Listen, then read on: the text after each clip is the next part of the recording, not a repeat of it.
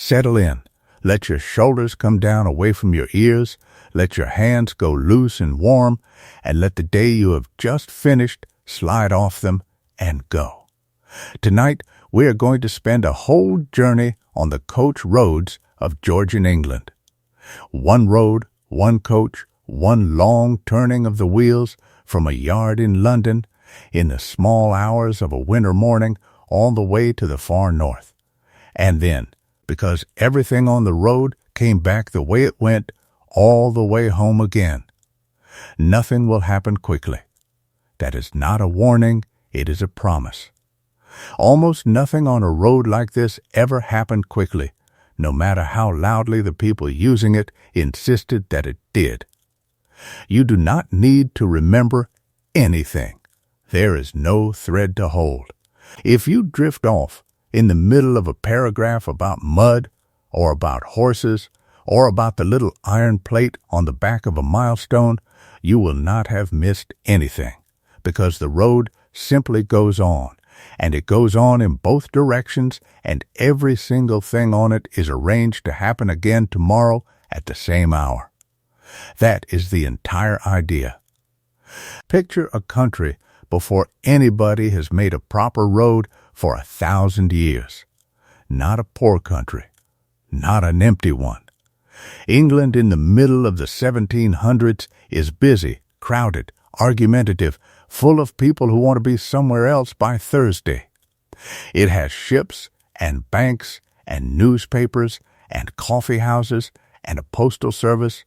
What it does not have, and has not had since the Romans packed up and went home, is a network of hard, engineered, all-weather roads.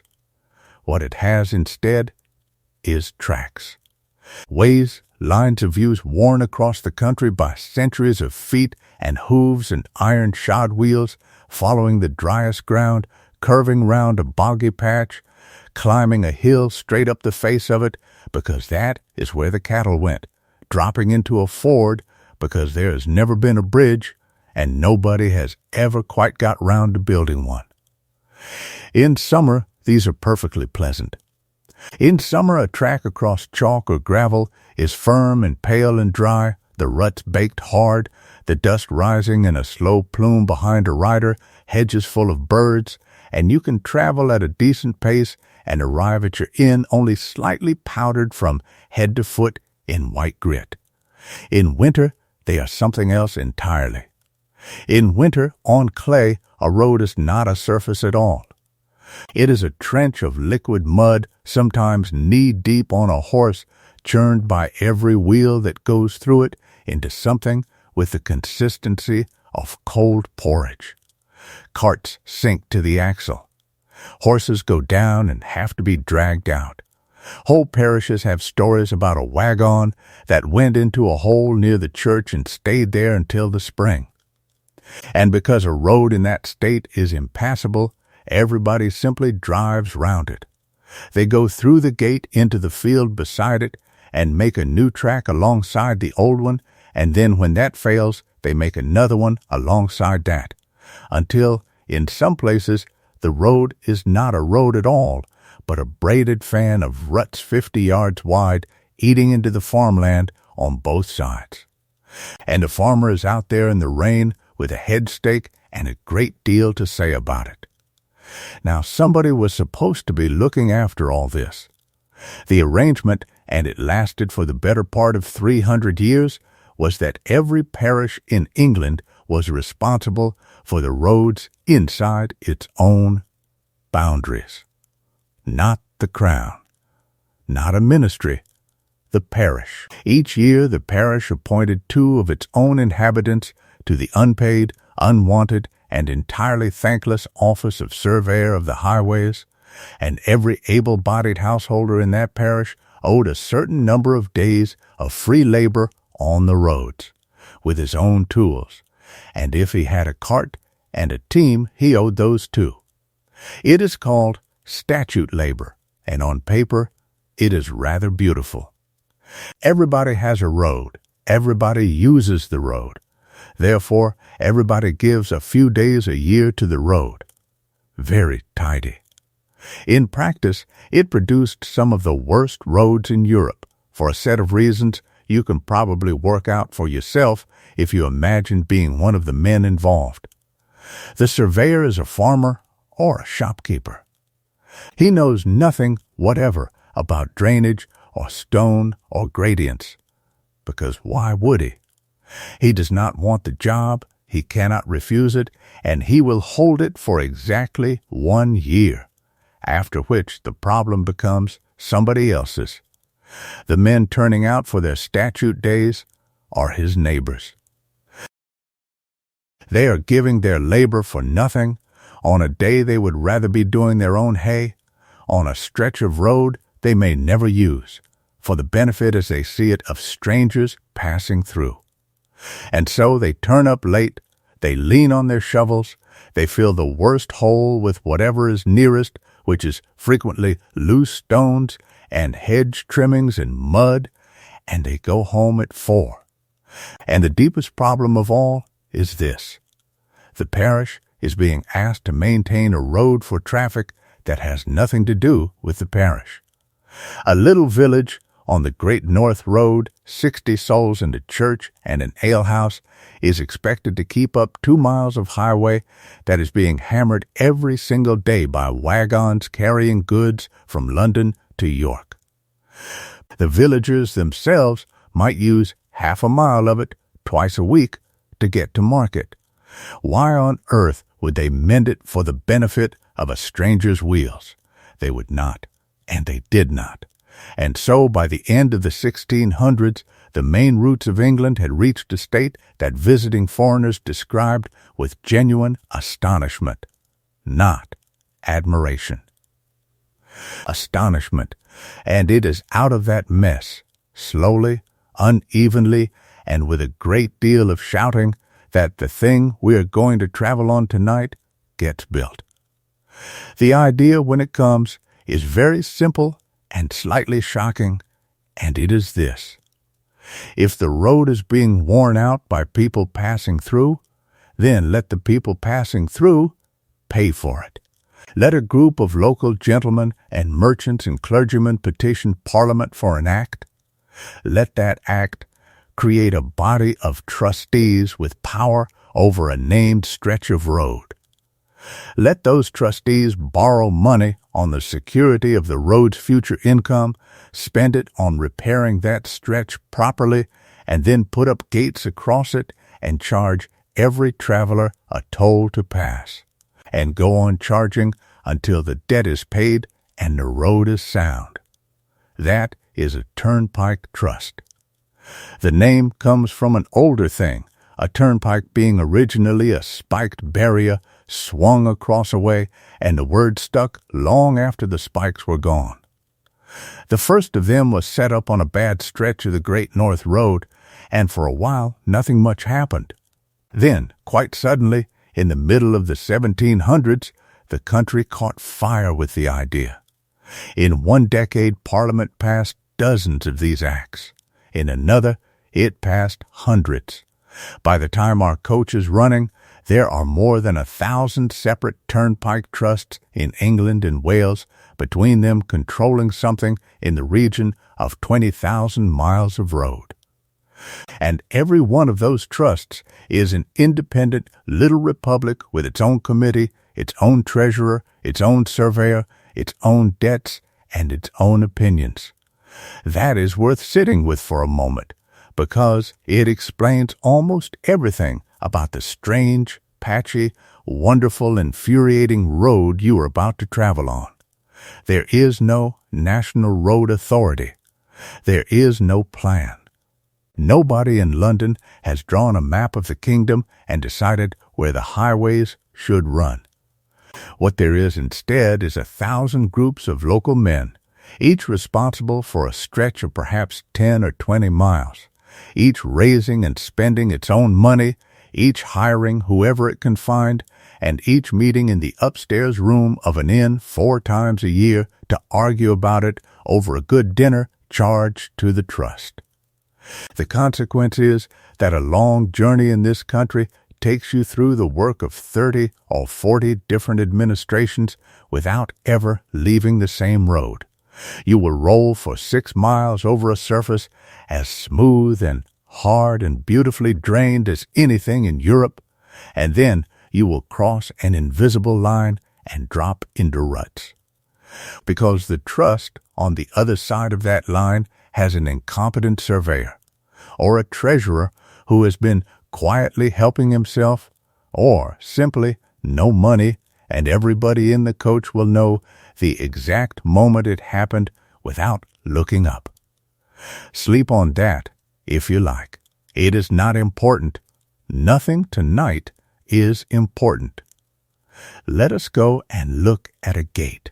A turnpike gate stands across the road, and it is a proper gate, 5-barred, painted white, wide enough for the largest wagon, hung on a stout post so that it swings easily with one hand.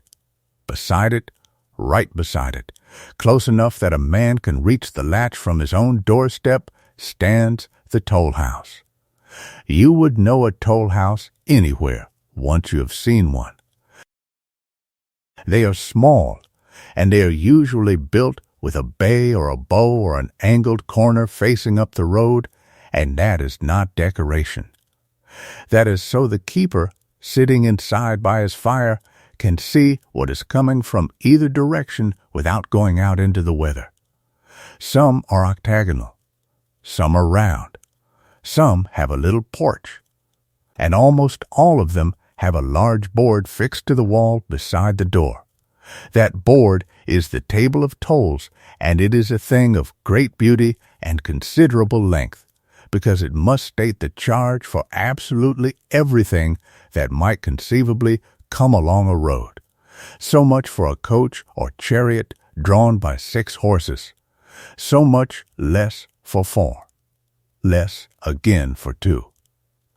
So much for a wagon or wain, and here the trust gets clever, because the toll on a wagon does not depend on its weight, but on the width of its wheels. A wagon with narrow wheels cuts into the surface like a cheese wire and does enormous damage. A wagon with broad wheels, the great 9-inch rollers, actually presses the surface down and helps to consolidate it. So the narrow-wheeled wagon pays a punishing toll, and the broad-wheeled wagon pays almost nothing, and in some places is let through free. And there is a whole small industry of arguments at gates about whether a particular set of tires is really as wide as its owner says it is. Then, the animals. So much a score for oxen or cattle, so much a score for calves, hogs, sheep, or lambs. So much for a horse or mule not drawing anything, so much for a laden ass. And then, because Parliament thinks about these things, the exemptions. And the exemptions tell you what a society believes it owes people. Free passage for anyone going to or from church on a Sunday. Free passage for a funeral. Free passage for a man going to vote at an election, and for soldiers on the march. And for horses carrying the mails, and in most acts, for the cart of a farmer carting his own manure or his own hay within his own parish, and often for the machinery of the parish fire engine, which one hopes was rarely tested. The keeper lives in the toll house with his family. It is a job for a man who is not fit for heavy work, quite often an old soldier or a man with a bad leg. And the trust either pays him a small wage or, more usually, auctions the gate. That auction is worth a minute. Once a year the trustees meet at the inn and put the gate up for lease to the highest bidder. Whoever wins pays the trust an agreed sum for the year in installments, and in return keeps every penny that comes over the sill. If the traffic is good, he does well. If there is a hard winter and the road is shut for 3 weeks, he does not, and he still owes the money. The trust gets a guaranteed income and does not have to employ anybody. The keeper gets an occupation and a house, And the traveling public gets a man standing in the road in the rain at 2 a.m, holding out his hand, which is why the toll keeper is, in the entire literature of this period, without exception, a figure of loathing. It is not fair on them. They were doing a small, cold, unpleasant, badly paid job in the middle of the night for the benefit of a road that everybody agreed had to be paid for somehow. But nobody has ever loved a man who takes money at a barrier, and nobody ever will. The gate is shut at night, and this is one of the small sounds of the whole century.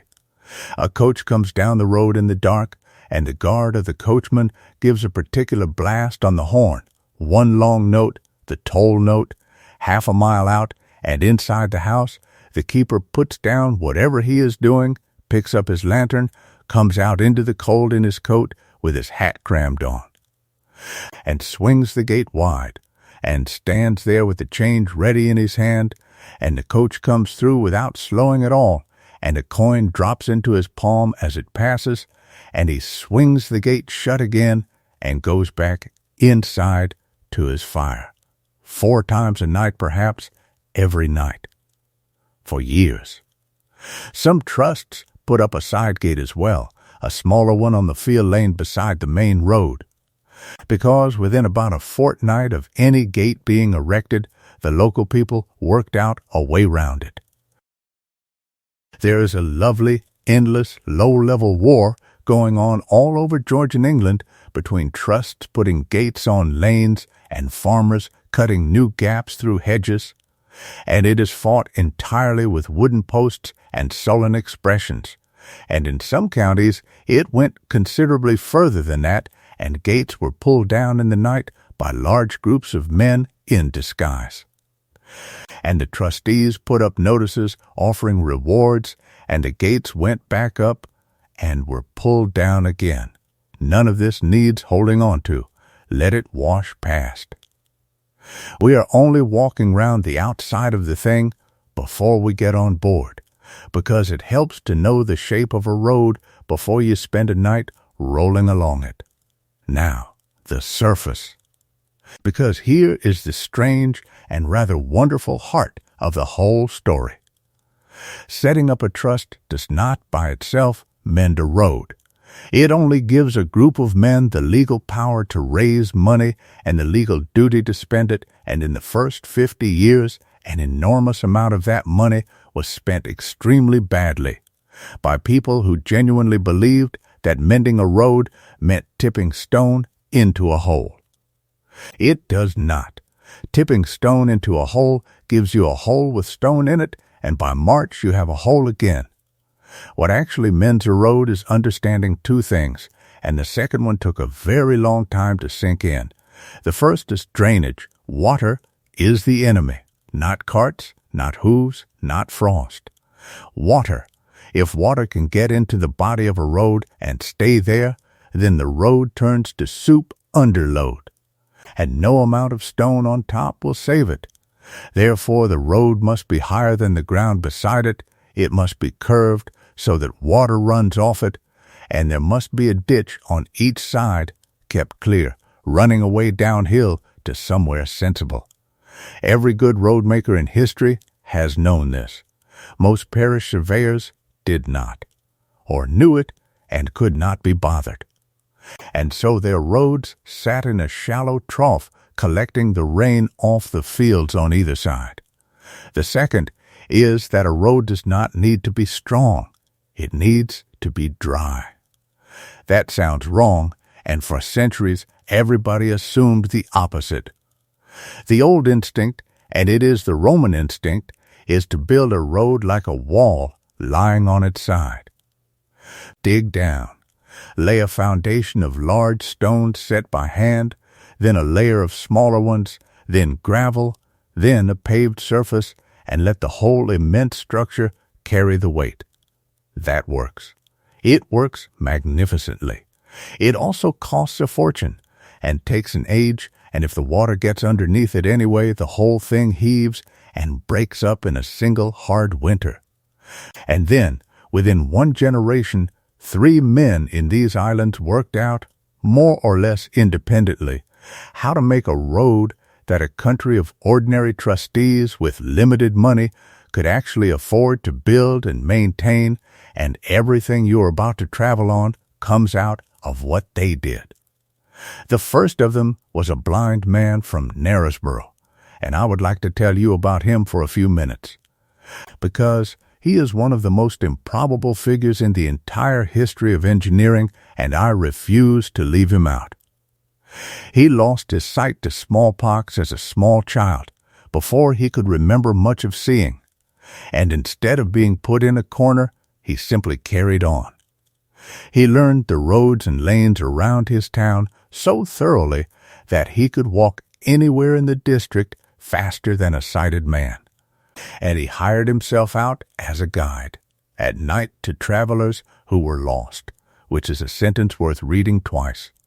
He rode, he swam, he played the fiddle at the inns in the assemblies and made a very good living at it. He dealt in horses, and there are accounts of him buying and selling with his hands in his ears and doing extremely well out of men who assumed he could be cheated. And in middle age he heard that a turnpike trust was letting a contract for 3 miles of new road, and he went and asked for it. He got it. Nobody quite knows how that conversation went. And he built it, walking every yard of the line himself with a long staff, feeling the ground, sounding it, and he understood something about boggy ground that the sighted men on the committee did not, which was that you do not fight a bog by filling it. You float across it. He had his men cut heather and gorse and ling and lay great bound bundles of it lengthways and crossways in the wet ground, and then built his road on top of that raft, and it held, and it is still there under the modern surface in more than one place. He went on to build about 180 miles of turnpike road across the north of England with bridges, and he did the surveying by touch and by memory, and he was, by every account of him, quiet, cheerful, extremely stubborn, and completely unbothered by anybody's opinion of what he ought not to be able to do. Let that sit for a moment. Somewhere under the road we are about to travel there is a bed of heather laid down by a blind man who could not be told. The second man was a Scot, a shepherd's son from the border hills, who was apprenticed to a stonemason and ended up building some of the most beautiful structures in the country. He was a perfectionist. He built roads the way a mason builds a wall, and if you want to know what a road built by him feels like under a wheel, the answer is that it feels like nothing at all, which is the highest compliment a road can be paid. His method was expensive and immaculate. Dig out the line to a proper depth. Set a foundation course of large stones by hand, on edge, packed tight, the largest at the bottom. Broad face down, every one placed by a man who has been told exactly how to place it. Fill the gaps with chippings knocked in with a hammer. Then a layer of broken stone above that, then a binding of gravel, and the whole thing shaped to a gentle curve so the water runs off with ditches each side and culverts under. He did the great road through the mountains of North Wales this way, the one that carried the Irish mail, and it climbs through some genuinely appalling country at a gradient so gentle that a laden coach could keep its trot almost the whole way. And it is held up on the hillsides by retaining walls of dry stone that are still standing today, with the traffic of a modern age going over the top of them. He built bridges the way other men breathe, iron ones, stone ones, a suspension bridge across a tidal strait when nobody was entirely sure that was possible, and when the trustees asked him for a milestone design, he gave them a good one, and when they asked him where the toll houses should go, he designed those too, all alike, all with the same bow front and the same little porch. So that for 100 miles, you know at a glance what that small white building ahead of you is.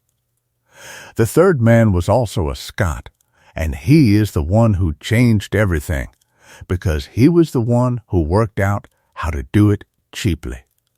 His argument, which he made in print and in evidence to Parliament and to anybody who would sit still, was that all that expensive hand-set foundation was unnecessary. The native soil, he said, will carry any weight you like, provided you keep it dry. What the road needs is not strength underneath, but a waterproof lid on top.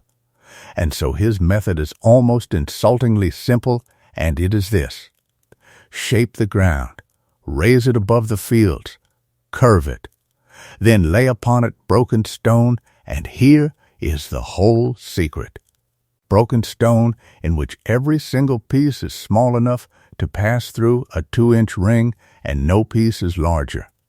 Angular, not rounded, no gravel, no clay, no earth mixed in, because earth holds water. Just clean, sharp, small, broken stone laid in layers, and then let the traffic do the rest. Because that is the elegant part. The wheels themselves are the roller. The passing carts grind the angular fragments together. The sharp corners key into each other. The stone dust generated by the grinding fills the gaps. And within a season the whole layer has knitted into a single, hard, elastic crust, shedding water like a slate roof, sitting lightly on the earth beneath, and cheap enough that a modest trust with a few £100 can afford to do a real job on. It's miles instead of tipping rubbish into ruts for another year. He also insisted on something that mattered more than the stone.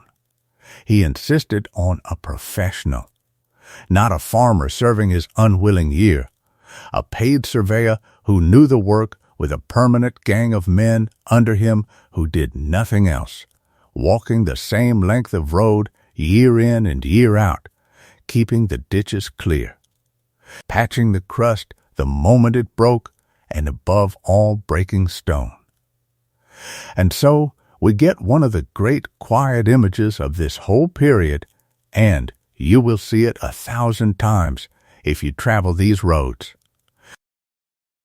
At intervals along the verge, on a low bank, out of the wind if he is lucky, sits an old man on a sack with a pile of stone beside him, and a hammer with a small round head and a long, springy handle, and he is breaking stone, all day, every day, into pieces small enough to pass through the ring that hangs from his belt, sometimes with a wire mask over his eyes against the flying chips.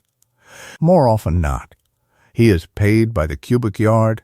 He builds his broken stone into a neat measured stack by the roadside so the surveyor can measure it and pay him. He is there in the summer with the dust on him and the flies. He is there in November with sacking round his shoulders. He is one of the very lowest paid men in the country. And every smooth mile you are about to travel over tonight exists because of him and about 10,000 others exactly like him, and nobody has ever put up a statue to a single one of them. Now, the road is mended. Let us go along it. The first thing you notice on a good turnpike is that it has been given a shape. It sits up. It has a crown down the middle, and it falls away gently to each side, and there is a ditch running along under the hedge with water actually moving in it. The surface is a warm, pale gray, uniformly small stone, dusty in summer, and in wet weather it does not turn to mud. It simply goes darker and a little slick and stays where it is. The second thing you notice is that it is straighter than the old way, but not obsessively straight, because the men building it are far more interested in gradients than in geometry. The old track went over the top of the hill because that is where the sheep went. The new road curves out along the shoulder and takes the slope at an angle. and the extra half-mile of distance is worth 10 times its cost in horseflesh, because a laden coach that has to stop and rest at every rise is a coach that will not keep its time. The third thing you notice, and this is the one that delights me, is the furniture. Because a turnpike road is not just a surface, it is an information system. There are milestones. The acts required them. Every mile on the left-hand side going out from the point of measurement, there is a stone, and on it is cut the distance to the next town and the distance back to the last, and often the distance to London, because London is the center of the web, whether you like it or not. Some trusts had them cut in local stone in a shape of their own choosing, some fixed cast iron plates to a stone post. And you can still walk long stretches of these roads and find them standing in the hedge, half swallowed by cow parsley, with the figures worn shallow but perfectly legible. Then there are the guideposts at the junctions, a tall post with arms, each arm shaped like a pointing hand with a cuff and the name of the place it points to. And if you have ever wondered why we call it a finger post, that is why. It is a finger. Some of them carry the name of the parish that put them up on a little cap on top, which was itself a legal requirement, so that if the post was wrong, you would know exactly whom to blame. Then there are the depth gauges at the fords, and the warning stones at the top of the steep hills telling wagoners to lock their wheels, and the mounting blocks outside the inns, and the great white gates, and the little bow-fronted houses, and the notice boards with the tolls, and the wooden posts at the edge of the bridges.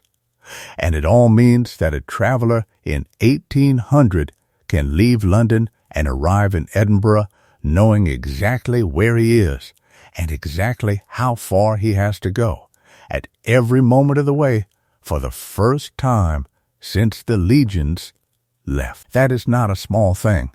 That is a country beginning to know itself. Let us leave the road for a while, because the road is only half of the story, and go and stand in the yard of an inn. You approach it from the street, and the first thing you meet is an arch, a wide, dark, echoing archway driven straight through the middle of the building.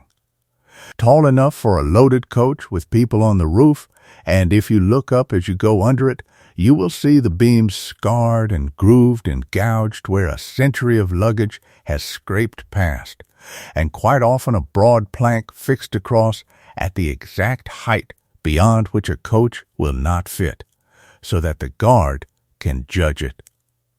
And then you come out of that arch into a courtyard, and the noise arrives all at once. The yard is enclosed on all four sides. On the ground floor there are stables and coach houses and the doors into the kitchen and the tap room. Above, running right round the yard, there are wooden galleries, open balconies with turned banisters, with the bedroom doors opening straight onto them, and a wooden stair up at one corner. The yard is cobbled, and it slopes gently to a drain, and there is a pump, and a water trough, and a mounting block, and a heap of straw, and a dog. Stand in the middle of that yard at 7 in the morning, and it is one of the busiest places in England. There is a coach standing with its team already in, the horses tossing their heads, the steam coming off them. There is another team being led out from the stables, 4 abreast, blinkered, harness jingling. There is a man on the roof of a coach, lashing luggage under a tarpaulin. There is a woman leaning over the gallery rail, shaking a sheet. There is a boy staggering across the cobbles with 2 buckets. There is a passenger standing helplessly with a box, asking anybody who passes whether this is the coach for Northampton, and being ignored by all of them. There is a smell of horses and hay and coffee and wet stone, and the particular sharp ammonia bite of a stable yard, and wood smoke, and, drifting from a low door on the left, bacon. An inn like this is not a hotel. That word barely exists yet in the sense we mean. An inn is a small industrial complex with beds attached, and the beds are, in strictly commercial terms, one of the less important departments. The important department is the stable. A first-class coaching inn on a main road might have stabling for 50 horses. Some of the great ones on the roads out of London had stabling for 200 and upwards. Behind the yard there is another yard, and behind that another, ranges of stalls and loose boxes, harness rooms hung with collars and traces, a forge, a granary, a chaff house, a stack of hay under a slate roof, a manure heap of frankly heroic proportions that is itself a valuable commodity sold off to the market gardeners, and a small standing army of men and boys whose entire lives are horses. Because the coach that goes through this yard does not belong to the inn. The horses do. That arrangement is the beating heart of the whole system, and it is worth going slowly over, because everything else depends on it. A coach running 200 miles cannot be drawn by the same 4 horses. A horse pulling a heavy coach at 10 miles in the hour is doing extremely hard work, and it can do that work for 8 or 9 miles, perhaps 10, on a good level road. And then it is finished for the day. So the road is divided into stages, and at the end of each stage the tired team is taken out and a fresh one is put in, and the coach carries on with a new set of legs while the old set is walked into the stable to be rubbed down and fed and rested. To run one coach in each direction every day over a road of 200 miles.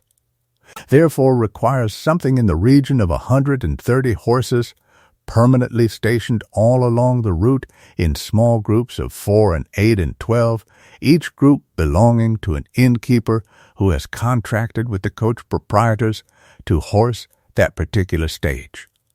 The innkeeper buys the horses, feeds them, shoes them, employs the men who look after them, and is paid so much a mile for the service. If he horses a stage of 10 miles on a road with 4 coaches a day each way, that is 80 coach miles a day going out of his yard, and he must keep enough animals to do it in all weathers, including the days when the road is heavy and it takes 6 horses instead of 4.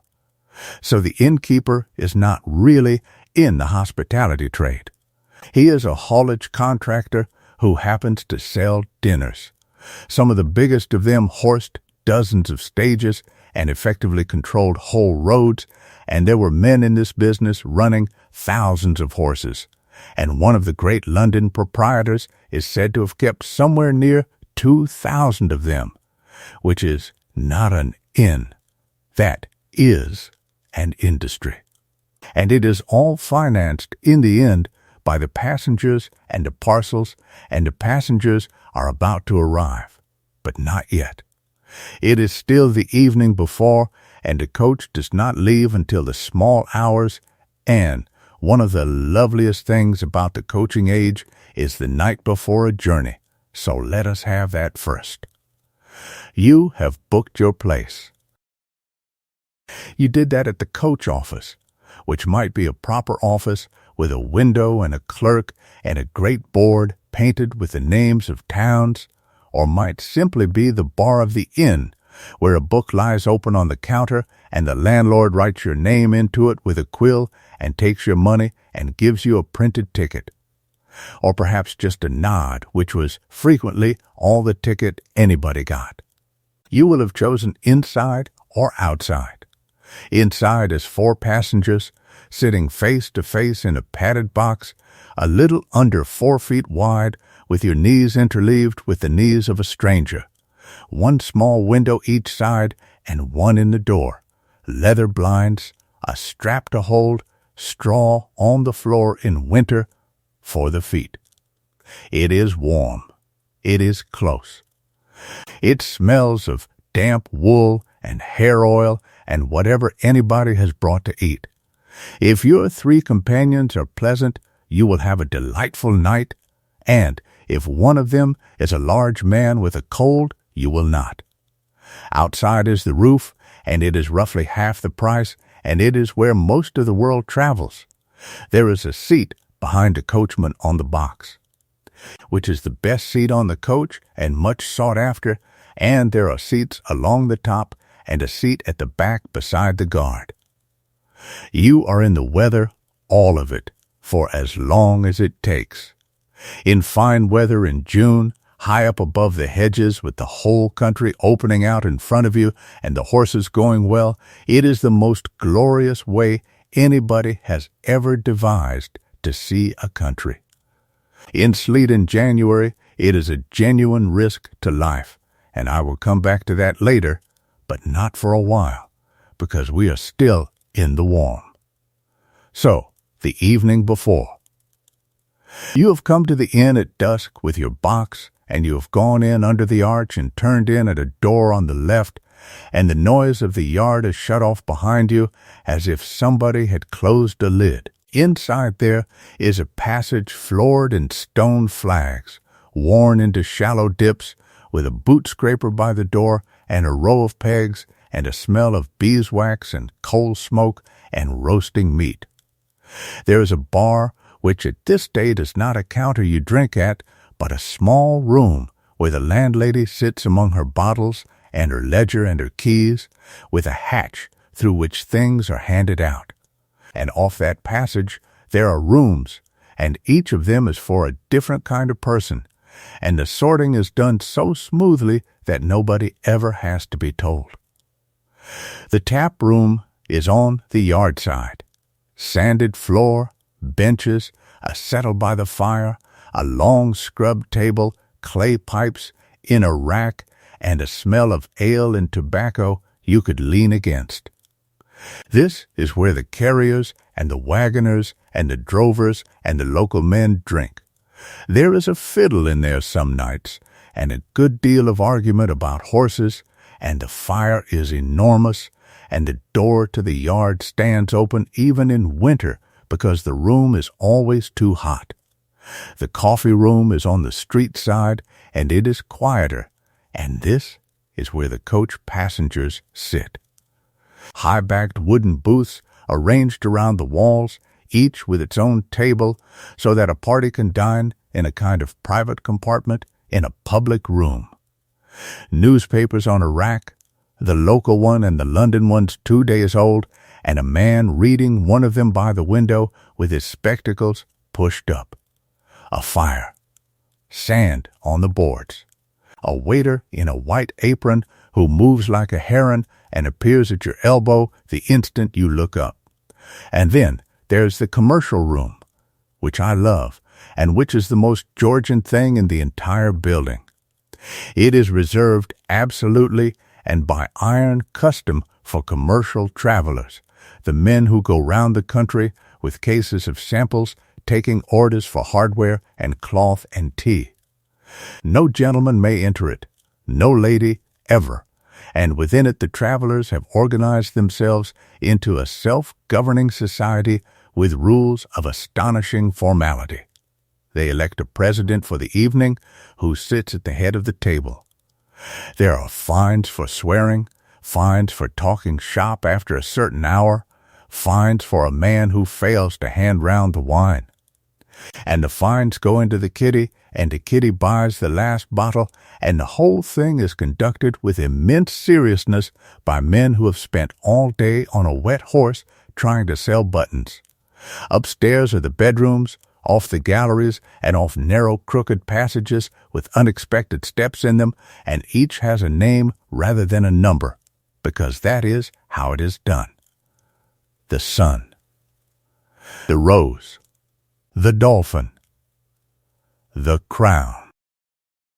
And on your door, hanging from a nail, a little painted board with that name on it, and downstairs on a rack in the bar there is a matching board with a key on it. A bedroom in a good inn is a fine thing.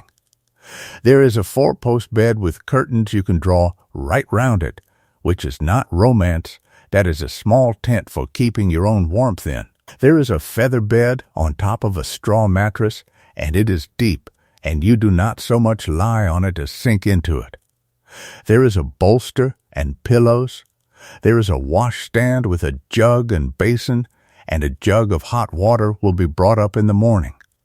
There is a small looking-glass, and a rush-bottomed chair, and a chest, and a fireplace that will be lit if you pay for it, and a chamber pot in a cupboard by the bed, and a rag rug on bare polished boards. And the thing you actually care about, and every traveler of this century cares about it above all else, is whether the sheets are aired. A damp bed is not merely unpleasant. A damp bed, in the belief of the age and in a good deal of practice, is how you catch a fever and die 3 towns from home.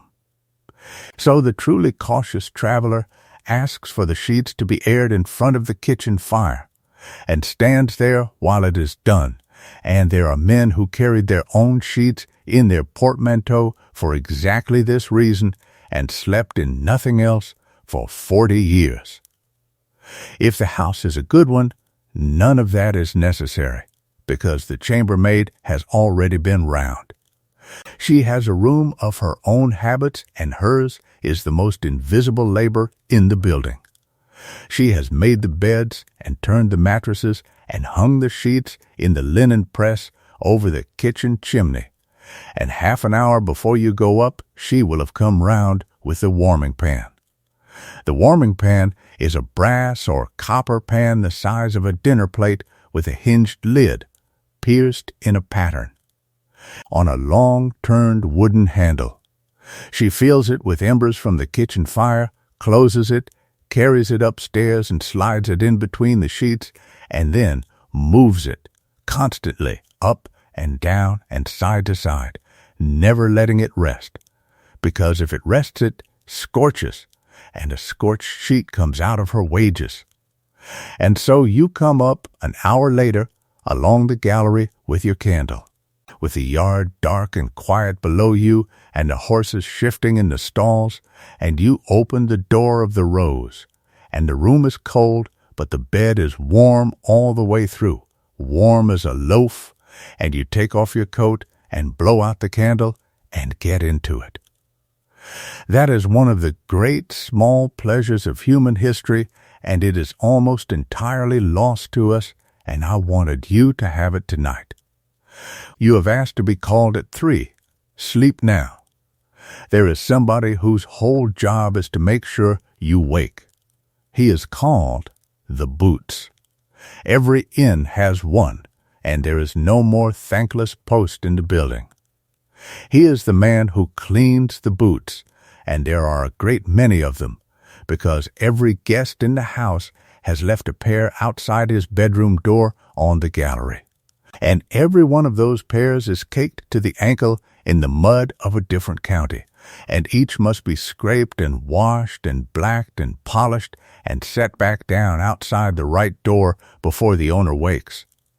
He does this at midnight and again at 4 in a little room off the yard with a candle and a row of brushes and a pot of blacking made from lampblack and treacle and vinegar, which he stirs himself. He also carries the luggage and draws the water and takes the messages and sits up all night by the fire in the passage, and it is his voice you will hear. At 3:15 there is a knock, not loud, and a voice through the door saying that the coach is putting to, and that it is a hard frost, and would you like hot water? And you lie there for a moment in the deep, absolute warmth of that bed, in the pitch dark, in a strange house, hearing the yard beginning to move underneath you, and you would give a great deal not to get up. Everybody who has ever traveled knows that exact moment. 200 years has not changed a thing about it. Let us go down. The yard at 3:30 in the morning, in December, under a black sky with hard, bright stars in it and frost on every cobble, is a scene lit entirely by lanterns and by the great lamp over the archway, and it is astonishingly beautiful, and nobody in it has a moment to look at it. The coach has been backed out of the coach house and stands with its shafts down, a dark bulk with the lamps not yet lit. The ostlers are bringing the team out, 2 by 2, and the horse's breath is going up in clouds, and the frost on the cobbles rings under the hooves, and here it is, worth stopping to look at them properly, because the horses are the whole engine of this world, and it is very easy to look past them. They are not beautiful animals, mostly a crack team on a fast mail out of London. On a stage where fashionable people are watching, will be handsome and matched and expensive. But the ordinary coach horse of England is a stout, plain, deep-chested, hard-legged, half-bred animal, bought at 7 or 8 years old, quite often bought precisely because something is slightly wrong with it, a blemish, a curb, a walleye, a temper, and therefore cheap.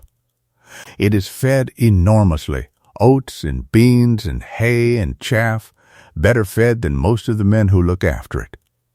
It works about 10 miles a day, at speed, and its working life on a fast coach is short.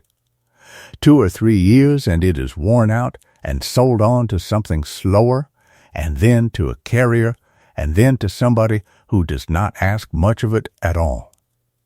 That is the part that is not comfortable, and I am not going to pretend it away in the middle of the night. It was a hard trade for horses. Everybody knew it. The coachmen, who loved their teams and who could tell you the character of every animal on their ground, knew it best of all. They are brought out into the yard in pairs, wheelers first.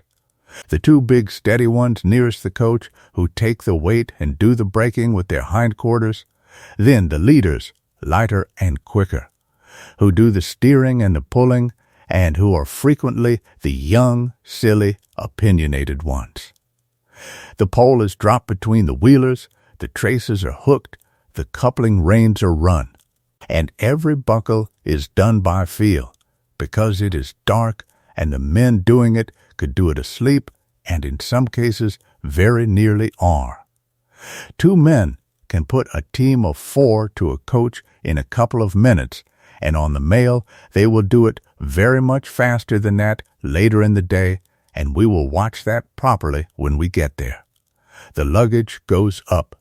There is a boot at the back, a great leather-covered box under the guard seat, and another under the coachman's footboard at the front, and the rest goes on the roof, corded down under a tarpaulin. And the outside passengers will sit among it, and with any luck wedged securely by it. There is a rule about the weight, and there is a law about the number of people on the roof. And both are broken constantly and cheerfully by everybody, and every so often a coach with too much on top goes over on a curve, and there is an inquest and a great deal of stern language in the newspapers, and nothing whatever changes. The lamps are lit last. 2 of them, 1 each side of the box, big square lanterns with a candle inside and a reflector behind and thick glass. And they are not there to light the road, which they do very poorly indeed, but so that other things on the road can see the coach coming.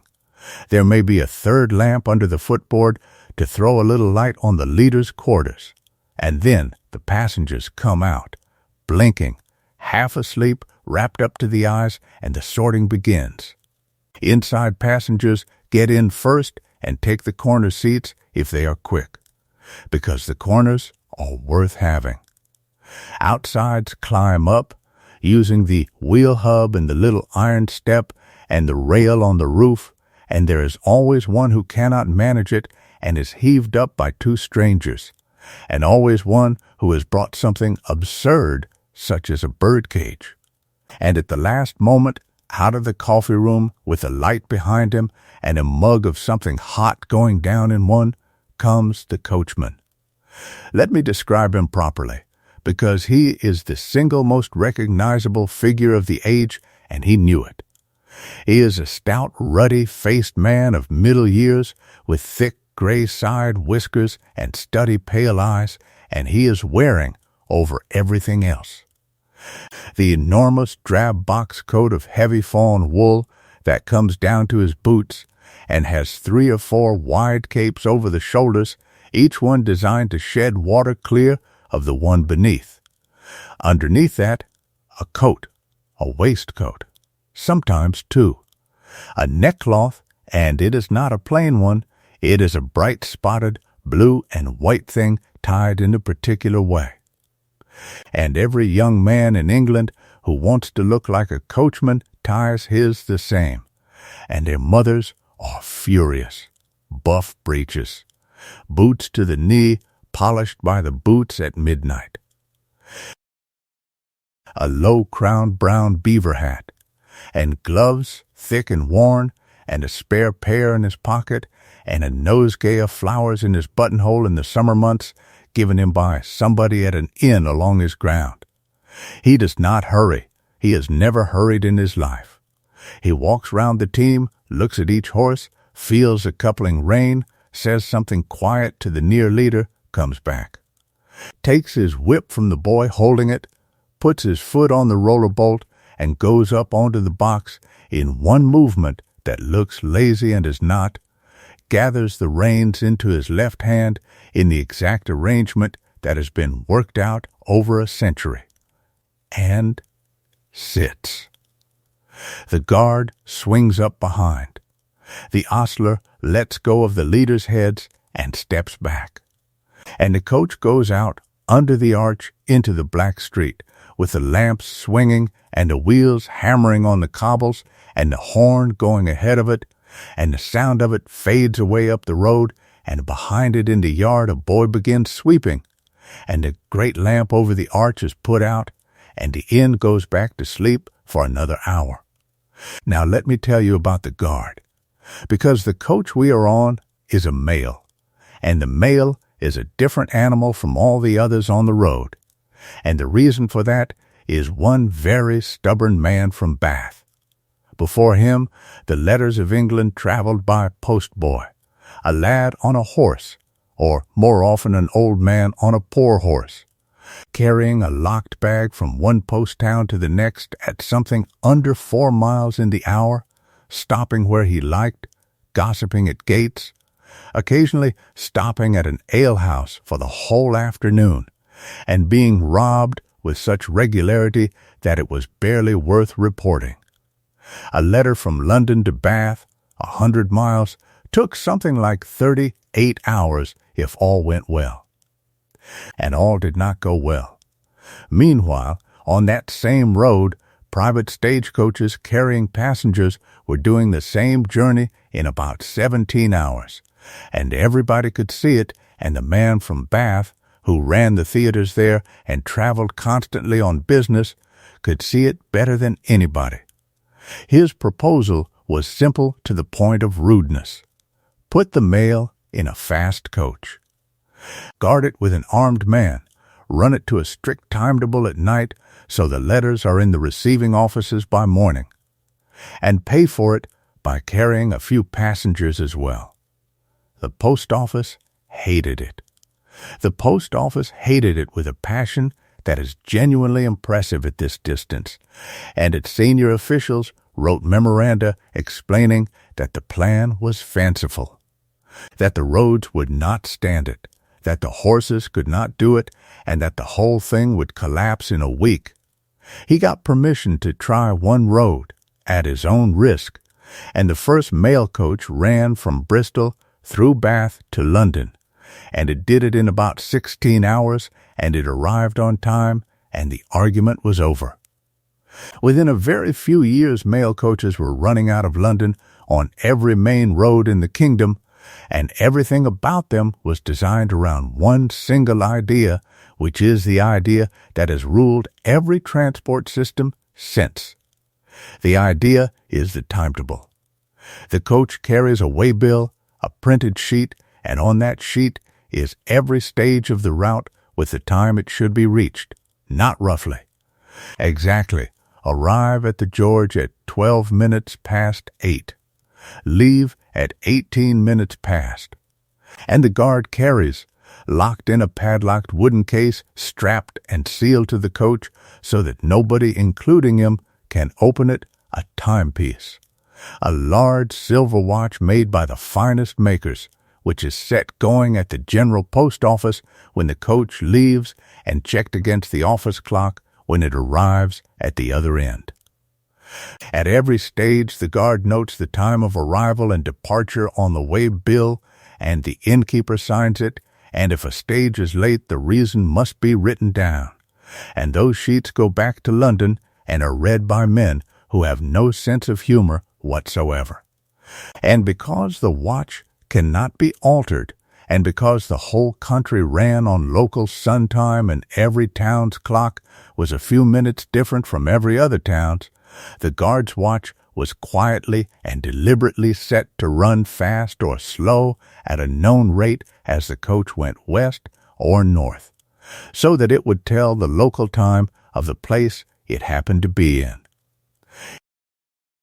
The men who worked out those rates were the first people in this country to think seriously about the fact that the time in one town is not the time in another, and the railways would eventually solve that problem with a bulldozer by abolishing local time altogether, but on the road it was still being done gently, by a watchmaker's adjustment, one town at a time. The guard then, he sits alone on a small seat at the very back of the coach, above the mailbox, facing backwards in all weathers for the whole of his ground, which may be 80 miles or 120. He wears the royal livery, and it is scarlet, with blue lapels and gold braid and gold buttons, and a black hat with a gold band. And on a winter night, he is wrapped in so much beyond that as to be nearly spherical. Under his seat is the mailbox, iron-bound, with a lock to which he does not have the key, because the key is at the other end of the journey. Beside him, in a leather holster, are a pair of pistols and a blunderbuss with a brass barrel that flares at the muzzle, all provided by the post office, all inspected, and almost never fired at anything more dangerous than a hedge. He carries a lamp and a set of tools and a spare coupling rein and a horseshoe and a hammer and a shovel in winter, and he carries the horn. The mail guard's horn is not the great curled brass thing you may be picturing. It is a straight tube of copper or brass, about 3 feet long, sometimes 4, with a small mouthpiece. And it plays only a handful of notes, and the whole language of the road is built out of them. One long note approaching a turnpike, so the keeper has the gate open before the wheels get there. A different call approaching an inn, so the ostlers bring the team out into the yard and the waiter puts the plates down on the table. A quick set of notes on a narrow stretch, meaning clear the road, something is coming that cannot stop. A call at a village where letters are to be dropped without stopping, so the postmaster is standing at his door with the bag ready to swap. And a particular flourish on the last mile into a town, purely for effect, because the guard is a showman and everybody in that town knows the sound of his coach coming. People set their clocks by him. That is not a figure of speech. In villages up and down England, for 2 generations, the mail going through in the dark was the most accurate timekeeping instrument anybody in the parish had access to, and a woman lying awake in a cottage half a mile from the road would hear the horn and know, to within a few minutes, what hour it was, and turn over and go back to sleep. I find that a rather lovely thing to know at this hour. Somebody, in the dark, hearing a small brass note going past a long way off, and being reassured by it. The mail had privileges, and it used them all. It paid no tolls at any gate, anywhere, and the gate had to be open when it arrived, and a keeper who kept the mail waiting was fined. Every other vehicle on the road was required to give way to it. It could not be stopped for debt.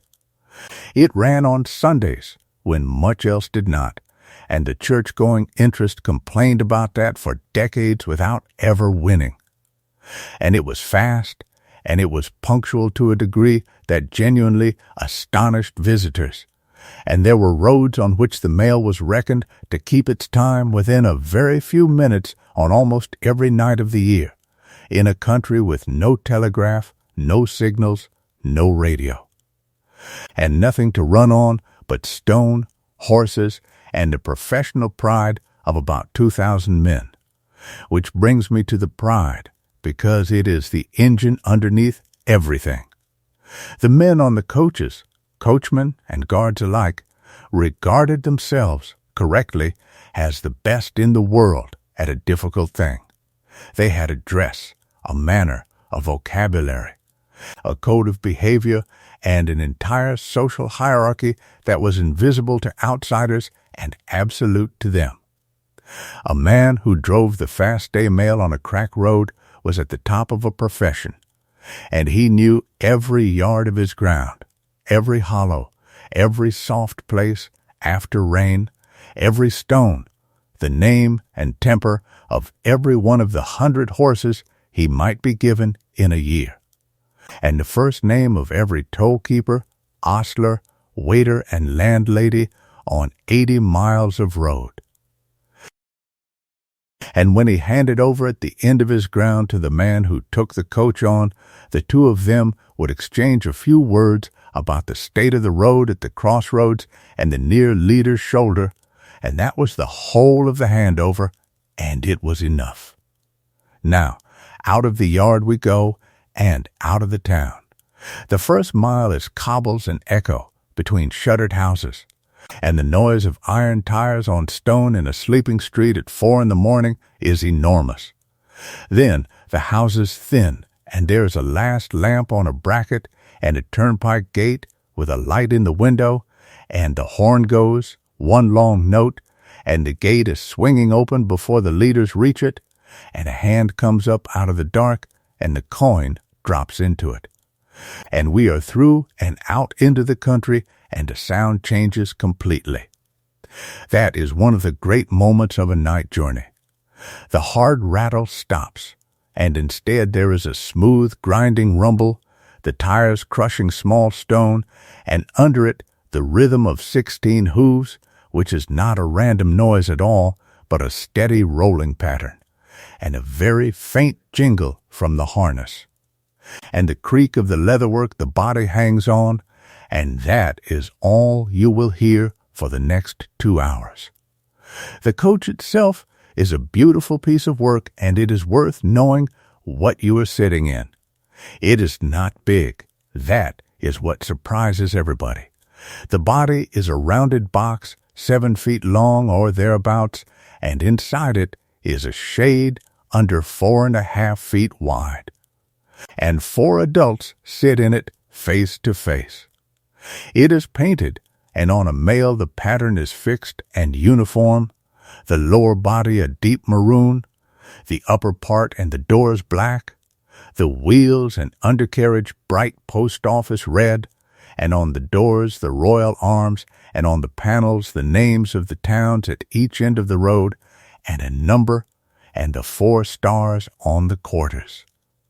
The body does not sit on the frame. It hangs. It hangs on long curved steel springs, and beneath and behind all of that the whole load is carried on a stout perch, a single beam running fore and aft, which is what stops the thing from folding up when a wheel drops into a hole. Underneath there are no brakes, or nothing you would call a brake. Stopping is done with the wheeler's quarters and the coachman's hands, and on a serious hill by putting a shoe under a wheel, which we will do properly when we come to one. The wheels are the loveliest part. They are made of 3 woods, and each wood is chosen for what it does. The hub is elm, because elm does not split when you drive 14 mortises into it. The spokes are oak, because oak is stiff and strong along the grain. The felloes, the curved segments of the rim, are ash, because ash bends and gives and comes back.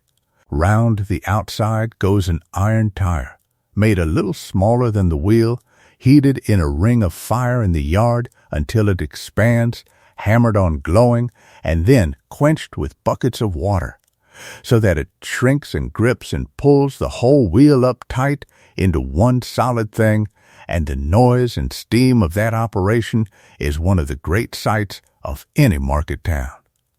The rear wheels are large, because a large wheel rolls out of a rut more easily. The front wheels are small, because they must turn under the body when the coach is steered. And a whole vehicle, loaded with passengers and luggage and mail, weighs somewhere between 1.5 tons and 2 tons, and 4 horses take it along at 9 or 10 miles in the hour, hour after hour, through the night. Sit with that for a moment. 2 tons in the dark, at the speed of a good cyclist, controlled by one man holding 4 leather reins in one hand. The way he holds them is worth a few minutes of your evening, because it is one of those pieces of craft that took 100 years to arrive at and was then forgotten inside about 30. All 4 reins are in the left hand, all of them. The right hand is free, and it must be free, because the right hand holds the whip and does the fine adjustment and touches a rein when a horse needs telling something. The left hand holds the reins in a fixed and unvarying arrangement, each one separated by a particular finger, so that the man knows without looking and without thinking which strap is which. The near leader's rein comes over the top of the index finger. The off-leader's rein and the near-wheeler's rein lie together under it. The off-wheeler's rein comes under the next finger down. The whole bundle is closed by the 3rd and 4th fingers, and the thumb clamps down on top, and that clamp is what holds the length steady. To turn left, he does not pull. He turns his wrist so that the knuckles come up and the fingers point down, and that shortens the near reins and lengthens the off ones by exactly the same amount, and the team bends. To turn right, he drops his knuckles and rolls his wrist the other way. To shorten everything, he slides his right hand down the reins in front of the left and loops them back over. On a hard descent, he can take a double loop into his hand and hold 2 tons on that grip for 1/4 mile, and men's hands were shaped by this. Old coachmen had fingers that never straightened again. And the whip, which everybody misunderstands, is not for hitting. On a well-driven coach, the lash almost never touches a horse in anger. It is a tool for pointing and for touching. A long, springy holly or blackthorn stick with a lash of plaited whipcord ending in a fine silk point, and the great art of it, the thing young gentlemen paid coachmen good money to teach them, is to be able to catch a particular horse on a particular spot at the full length of the lash, and then bring the whole thing back and catch it in the hand again in one movement, at speed, without disturbing the reins in the other hand. They practiced it for years. There were clubs of amateurs who did nothing else. And a real professional could flick a fly off the ear of the off-leader without the animal breaking stride, and would then look straight ahead and pretend that nothing had happened, which is, of course, the entire point. So that is our man, up there on the box in the dark, with his feet braced on the footboard, the reins in his left hand, and the whip crossed in his right. And the 2 lamps throwing a weak yellow blur onto the haunches of the wheelers, and about 4 yards of visible road ahead of the leaders, and 80 miles to go. He is not really seeing the road. He is remembering it. He knows there is a dip and a stone bridge at the bottom of this strait, and he sits back for it before it arrives. He knows the surface goes soft where the spring comes out of the bank on the left. He knows there is a farm gate that is often left open on the right, and that if the white cow is in the road, it will be at about the 3rd milestone. On a black night with no moon, in rain, this is entirely a matter of memory and of the feel coming up through the pole and the reins. And when a man tells you he has driven the same ground for 20 years, he is telling you that he has it all by heart, the way you have your own staircase by heart in the dark.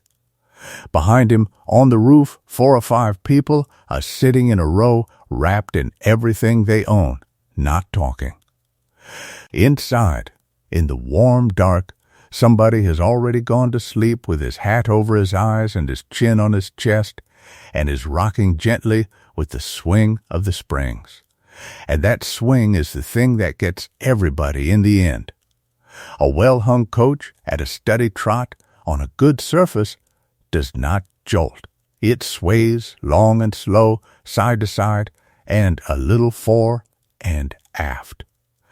And it is exactly the motion of a cradle, and there is not a traveler in this entire century who does not admit to falling asleep in the first hour and waking up somewhere they do not recognize with a stranger's shoulder under their head. Let us let them sleep and look out of the window, where the night is beginning to come apart. The first sign is not light. The first sign is that the black on the right-hand side of the road is no longer quite as black as the black on the left. Then the hedge tops begin to separate themselves from the sky. Then you can see the steam coming off the horses again, which you had lost an hour ago. Then a farm with one small window lit, because in the country the day starts before it is light, and somebody in that house is already milking. Then the birds, all at once, everywhere, in every hedge along the road. And then the sky in the east goes from gray to a long band of clear cold green, and then to a stripe of pale gold, and the frost on the fields turns from gray to white to a pink that lasts about 4 minutes, and every single blade of grass and every twig on every hedge is furred with it, and the smoke from the cottages goes up dead straight in the still air. And the world is so completely and unreasonably beautiful that even the people on the roof who cannot feel their feet sit up and look at it. That is the reward for the outside seat, and it is why men who could afford to travel inside frequently did not. Ahead there is a village, and beyond the village the sign of an inn on a bracket over the road. And the guard puts his horn to his lips and blows the call for the change. Now watch this, because this is the piece of choreography that made the whole system work. And it is over so quickly that most passengers never understood what they had just seen. The coach comes round the corner and into the yard and stops. The instant it stops, 4 men are at it. The fresh team is already standing ready in the yard in pairs, harnessed, coupled, with a boy at their heads. The ostlers go straight to the tired team without a word. The traces are unhooked from the roller bolts, near side and off side together, by 2 men working at the same speed on opposite sides of the coach. The pole chains come off the wheelers, the coupling reins are unbuckled. The whole team is walked forward 2 paces and turned away in pairs, and they go towards the stable of their own accord because they have done this every day for 2 years, and they know exactly where the feed is. The fresh pairs come up, wheelers first, backed either side of the pole chains hooked, traces on the bolts, coupling reins buckled, leaders in front of them, traces run through the rings, couplings done. The coachman on the box is gathering the new reins into his hand as they are passed up to him, sorting them by feel, taking up the slack. And the men doing it are shouting almost nothing, because there is nothing to say.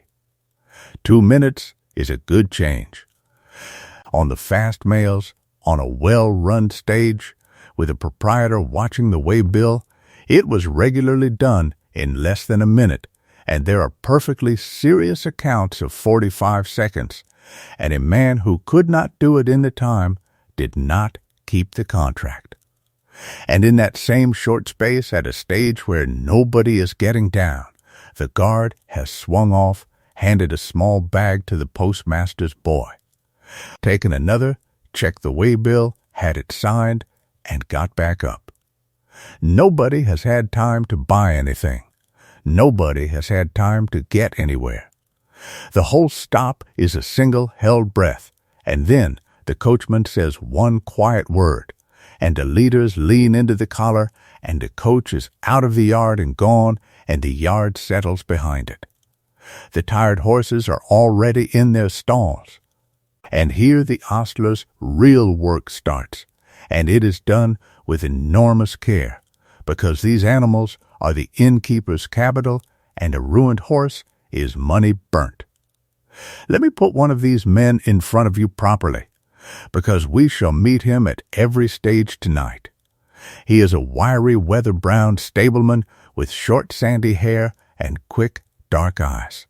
In a sleeveless buff leather waistcoat over a coarse white linen shirt with the sleeves rolled to the elbow, a sacking apron tied at his waist, corduroy breeches, and heavy hobnailed boots. He smells of hay and horse and neatsfoot oil. He has been up since 2, and he will be here until 9 at night, and he sleeps above the stable in a room with a hole in the floor so the warmth comes up. He does not water a hot horse. That is the first rule, and it is beaten into every boy who comes into the yard, because a horse that has just come off 10 miles at speed and is allowed to feel itself with cold water will very likely be dead or ruined by morning. So the animal is walked in a blanket up and down the yard until the worst of the heat is off it. It is rubbed down with twisted wisps of straw hard along the grain of the coat until it is dry, and its ears are pulled gently between the hands until they are warm, which is an old test and a good one. Its legs are felt one at a time, hand run down each tendon, looking for heat. Its feet are picked out with a hook, and each shoe checked with a knuckle for the ring that says it is loose. Then it is put in its stall in fresh bedding, and given hay and a little water with the chill off it, and later a feed of bruised oats and beans and chaff, and then it is left alone to sleep standing up until tomorrow, when it will do the same 10 miles in the other direction.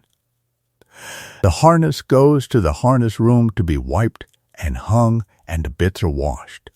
The collars, and this is the part nobody thinks about, are wiped inside and checked, because a collar that does not fit will rub a sore into a horse's shoulder in 3 days, and then that horse is out of work for a month.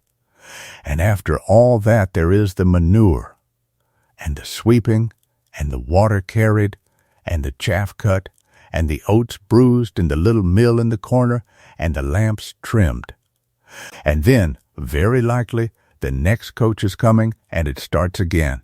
4 horses, 10 miles, 2 minutes, and about 6 hours of a man's day to make those 10 miles possible. That is the actual arithmetic of speed before the steam engine, and everybody who wrote lyrically about the glorious dash of the mail was being carried on that arithmetic and mostly did not mention it. I am not scolding anybody. I only think that at this hour, when the house is quiet, it is worth a moment for the man in the yard with the wisp of straw in his hand at 5:30 in the morning, rubbing a horse dry in the cold, humming. By 8 in the morning, we have done 4 stages, the sun is properly up, The frost is coming off the fields in a thin white steam. And everybody on this coach wants their breakfast very badly indeed. Breakfast is a proper stop. 20 minutes, sometimes half an hour, at a house chosen for it, and the guard has blown the call for it 2 miles back, so that when the coach comes into the yard, the food is already going onto the table. You come in stiff. That is the first thing. Nobody who has sat still on a roof for 4 hours in December gets down elegantly. You come down the wheel with your knees not working properly, and you stamp on the cobbles to get your feet back, and you go in through a low door into a room where there is a fire the size of a small cottage and a table laid the whole length of it. And what is on it is, by any standard extraordinary, there is a ham, on the bone, already cut into. There is a round of cold beef. There is a raised pie. There are eggs, boiled and fried. There are chops and kidneys hissing on a dish over a spirit lamp. There is a great platter of toast and another of muffins and a slab of yellow butter and a honeycomb and a pot of marmalade. There is a jug of cream. There is tea in a metal pot big enough to water a horse from, and coffee. And for a certain kind of traveler there is a tankard of ale at 8 a.m. in December, and nobody blinks. And you have 20 minutes. That is the joke of the whole coaching age, and every writer of the period made it, and it never stops being funny. The food is magnificent, the company is starving, the fire is warm, everybody has just sat down, and then, at 19 minutes, the guard puts his head round the door and says that the coach is waiting.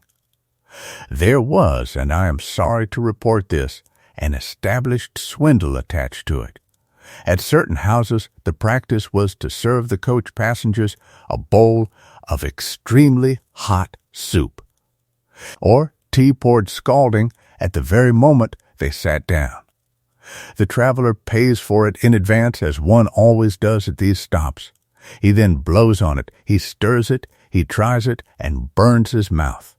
He waits, and at that exact moment the horn goes, and he leaves an untouched bowl behind him, and the bowl goes back into the pot, and the pot serves the next coach. There is a very good account somewhere of a traveler who worked this out, and who at the next such house waited until the coach was actually moving off, ran back in, and drank the lot standing up while the guard shouted at him from the yard, and I hope he enjoyed it. I hope it was excellent soup. But the food, when you did get at it, was the real thing, and the reason is worth a moment. Because it explains why English inns had the reputation they did all over Europe. An inn like this is not buying its food from a distributor. It is producing it. Behind the house there is a garden and an orchard and a pigsty and a poultry yard, and beyond that very likely a few fields. The landlord kills his own pigs in November, and the hams and flitches are hanging in the chimney and in the salting house, and the bacon on that dish this morning is from an animal that lived 100 yards away. The eggs came in this morning in a basket. The bread was baked in the house last night in the same oven that will bake the pies for dinner. The beer was brewed in the brew house across the yard by the landlady, who is very likely a better brewer than her husband and is certainly a better bookkeeper. The kitchen is the biggest room in the building and the hottest place in the county. There is an open range with a fire on it that has not been out in living memory. Over it, on a spit turned by a clockwork jack wound with a handle, or in the very grand houses by a wheel driven by a dog, joints of meat are revolving in front of the flames with a boy underneath, basting them with a long-handled spoon. There is a dripping pan under the whole arrangement catching the fat, and that fat is money, and it is skimmed and sold. There is a bread oven built into the side of the chimney, a domed brick cave which is heated by burning faggots inside it until the soot burns off the roof, then raked out completely, then filled with loaves on a long peel, then sealed up with an iron door and clay, and the bread bakes on the stored heat of the brick. There are hooks in every beam. There are copper pans in a graded row, from one you could bath a child in down to one that holds a spoonful, all scoured with sand and vinegar every day by somebody's cracked red hands. There is a jack chain, a smoke jack, a salt box in the warm by the chimney, a bacon rack overhead, and a table in the middle of the room scrubbed so many thousands of times that the grain stands up out of it like the ribs of a Moor. And in that kitchen, at any hour of the day or night, there are between 4 and a dozen people, and they are almost all women. And they are cooking for a house that may serve 200 meals today without a menu, without a fridge, without a clock they trust, and without any warning of who will come through the arch next. Down the stone stairs from the kitchen there is the cellar, and it is cool and quiet, and the noise stops the moment you get 4 steps down. Barrels of ale on their stillages, chocked and leveled and tapped, a stack of small casks, the wine, if the house runs to it, in bins along the wall, cider in the west, shelves of stone jars, a stone slab shelf with butter and milk on it in the coldest corner, and beside it, quite often, a well in the cellar itself, which is where the water comes from, and which is also, if the season is right, where the salmon is kept alive. Beyond it, the larder, hung with game and feather and fur. And in the yard, an ice house, if the landlord is ambitious, a brick dome sunk into the ground and packed with ice cut from the pond in January and layered with straw, which, if properly built, will still have ice in it in August. There is nothing modest about a great coaching inn. The best of them on the roads out of London and in the big posting towns were among the largest and most complicated businesses in the country outside the ports and the mills, and the man who ran one was a person of real standing in his town, and quite often the mayor. Now, we cannot stay.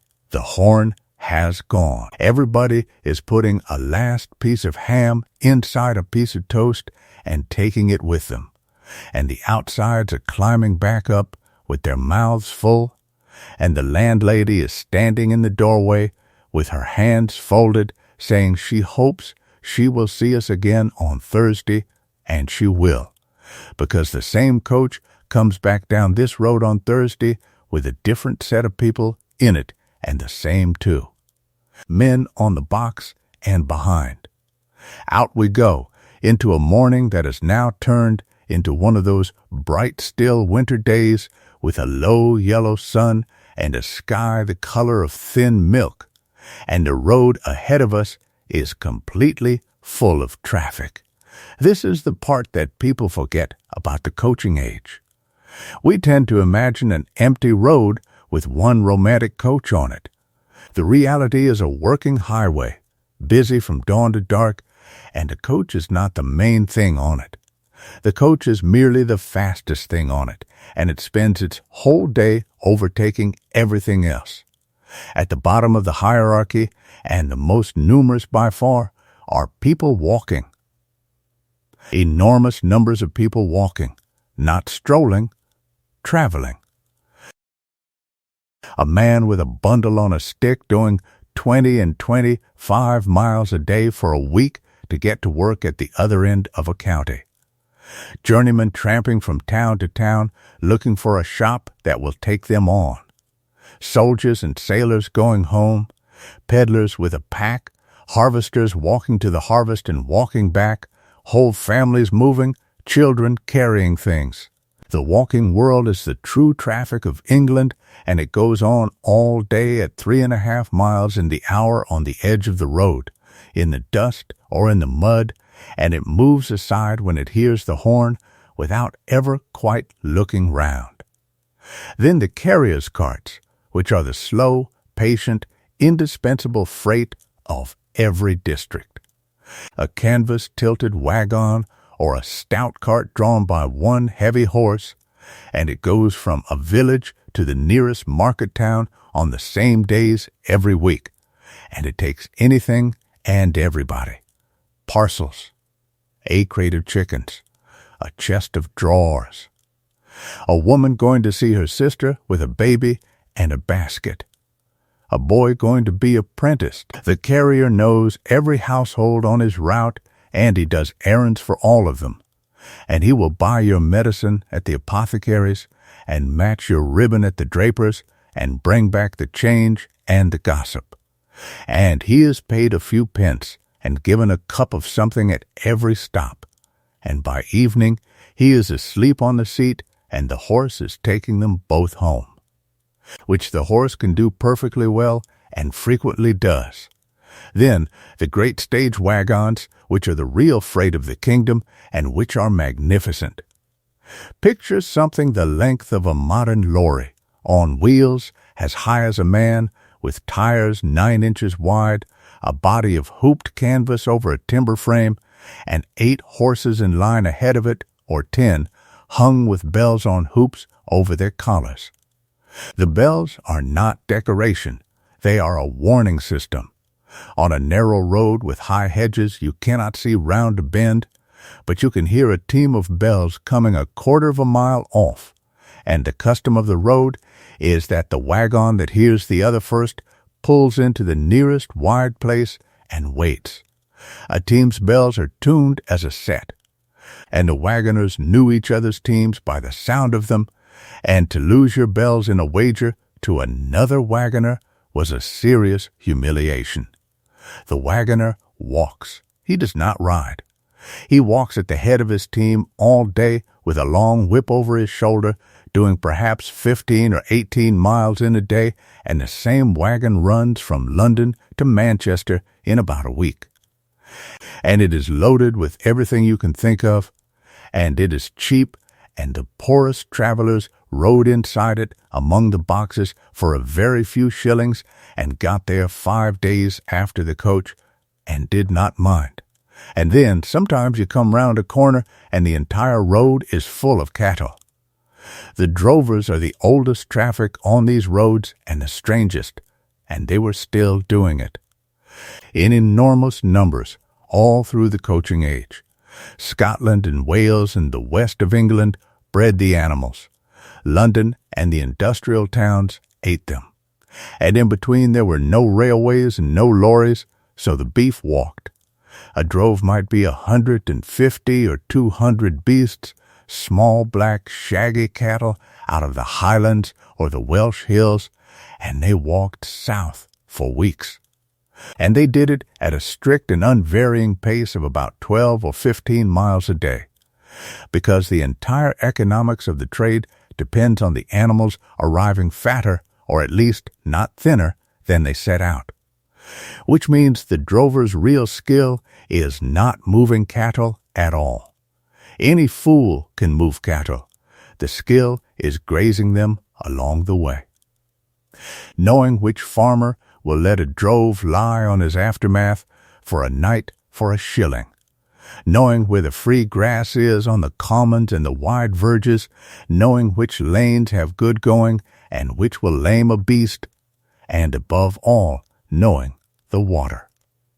The drove roads mostly avoid the turnpikes, because a turnpike charges by the score and grass verges are narrow and the surface is hard on unshod feet. So the droves have their own network of green ways, wide old tracks running along the ridges and over the moors, and where they must join the highway they do so for as short a distance as possible. And every coach and wagon on that stretch simply has to wait while a moving gray-brown river of horns and backs goes past at walking pace with 2 men and 4 dogs somewhere in the middle of it. The cattle were shod. This astonishes people, and it is entirely true. A bullock walking 300 miles on hard road will wear its hooves to the quick. So at the start of the journey the beasts were thrown one at a time, and each cloven hoof was fitted with 2 small iron plates, 8 little shoes to an animal nailed on by a smith who did nothing else. And there were villages on the drove roads where the entire economy for a fortnight each autumn was cattle, shoeing, and the beer that went with it. The drovers themselves were a caste. They were bonded and licensed. They were required to be married men over 30 and householders, precisely because they were trusted with other men's property for months at a time, and out of that trust grew something remarkable. Since a drover walking home from London with the price of 200 cattle in his pockets was an obvious target, they began instead to carry paper and to settle debts for their neighbors at both ends, and 1 or 2 of the great Welsh droving families quietly turned themselves into banks, and one of those banks put a black sheep on its notes. So the next time you are stuck behind a herd on a lane, and I hope you are one day on a warm afternoon with nowhere to be, remember that you are looking at the ancestor of the banking system, moving at 2 miles in the hour and eating the hedge. Above the droves in speed and below the coaches in comfort come the pack-horse trains, which by our date are dying, but not yet dead. Mostly in the hills where wheels still cannot go. 20 or 30 small, tough ponies in single file, each with a wooden pack saddle and a pair of panniers, a bell on the leader, 1 man walking, carrying salt or lime or wool or coal on tracks a yard wide, with the stones worn into hollows by centuries of the same hooves. They will be gone within a generation, and almost nobody will notice them going. And then, coming up fast behind us in a cloud of dust, painted bright yellow, there is a post-chaise. The post-chaise is how you travel if you have money and do not wish to sit with strangers. It is a small, light, closed carriage seating 2 or 3, with no seat for a driver at all. Because it is not driven from a box, it is ridden. A postilion rides the near horse of the pair, in a short jacket and a beaver hat and white cord breeches and boots reinforced with iron inside the leg, so that if the carriage runs onto him at speed, his leg is not crushed. You hire it, with its horses and its boy, at a posting inn, and you take it to the next posting inn, 10 or 15 miles on, where the whole apparatus is exchanged for a fresh one, and you go on. Your luggage comes off one and on to the next. You pay so much a mile plus the boy, and it is roughly 3 or 4 times the cost of a coach seat, and it is fast, and you may start when you like and stop when you like and dine where you like, which is the thing you are really paying for. They were painted yellow so consistently that the whole country called them yellow bounders, and a great deal of Georgian life happened inside them, including a considerable number of elopements towards the Scottish border and a rather smaller number of successful pursuits. And then, occasionally, there is a private carriage on the road with its own horses and its own coachman on the box, and a footman up behind, going at its own pace, with a family inside and a maid among the boxes, doing perhaps 30 miles in a day and putting up at the same inn every night of the journey, because they have done it every year since the children were small. All of these things share one strip of stone, and the sharing works because everybody knows the customs, and the customs are almost entirely unwritten. Keep to the left, which in this country is older than anybody can explain, and probably has to do with which hand a rider wants free. Give way to what is heavier or faster, and never argue with a male. When meeting on a narrow stretch, the vehicle nearest a passing place backs to it, and there is a whole grammar of shouts and whip signals for negotiating that in the dark. Do not lock your wheel with another man's, and if you do, and one of you goes into the ditch, the entire road stops for an hour, and everybody helps, and everybody has opinions. Now the road tilts up, and we come to the hills, which are the part of the journey where the coachman earns everything he is paid. Going up is simple and slow. On a long, stiff pull, the coachman may put the horses into a walk and hold them there, because a team that gallops the first half of a hill is a team that stops dead in the second half. On the steepest, the outside passengers get down and walk cheerfully, because it is warmer than sitting and because everybody knows the horses cannot do it otherwise. And there are hills in England where a man was employed at the bottom with a pair of horses whose entire life was to be hooked on in front for the ascent and unhooked at the top and walked back down again to wait for the next one. All day, every day, for years. Going down is the dangerous part, and everything about it is done in advance. At the top of any serious descent, the coach stops. The guard swings down with an iron slipper, which is a stout shoe on a short chain fixed to the underside of the coach. The wheel is run onto it so that the tire sits in the iron, and now that wheel cannot turn at all. It slides. And the whole vehicle goes down the hill with one wheel locked, grinding and screeching and throwing up dust and small stone at not much above a walk. Held back by the wheelers sitting into their breeching straps, with the coachman's hands full of 2 tons of coach that would very much like to overtake its own horses. At the bottom, the coach stops again, the slipper is knocked off, and away we go. On roads with a great many hills there was a proper drag, a wooden or iron block screwed against the tire with a long lever. And later there were chain drags and skid pans of increasing ingenuity, and every one of them was a way of doing the one thing the coach could not otherwise do, which is stop. The iron slipper wears out in a few weeks. At the bottom of a famous hill there is very often a smith, and the reason he is there is entirely that. Then there is water.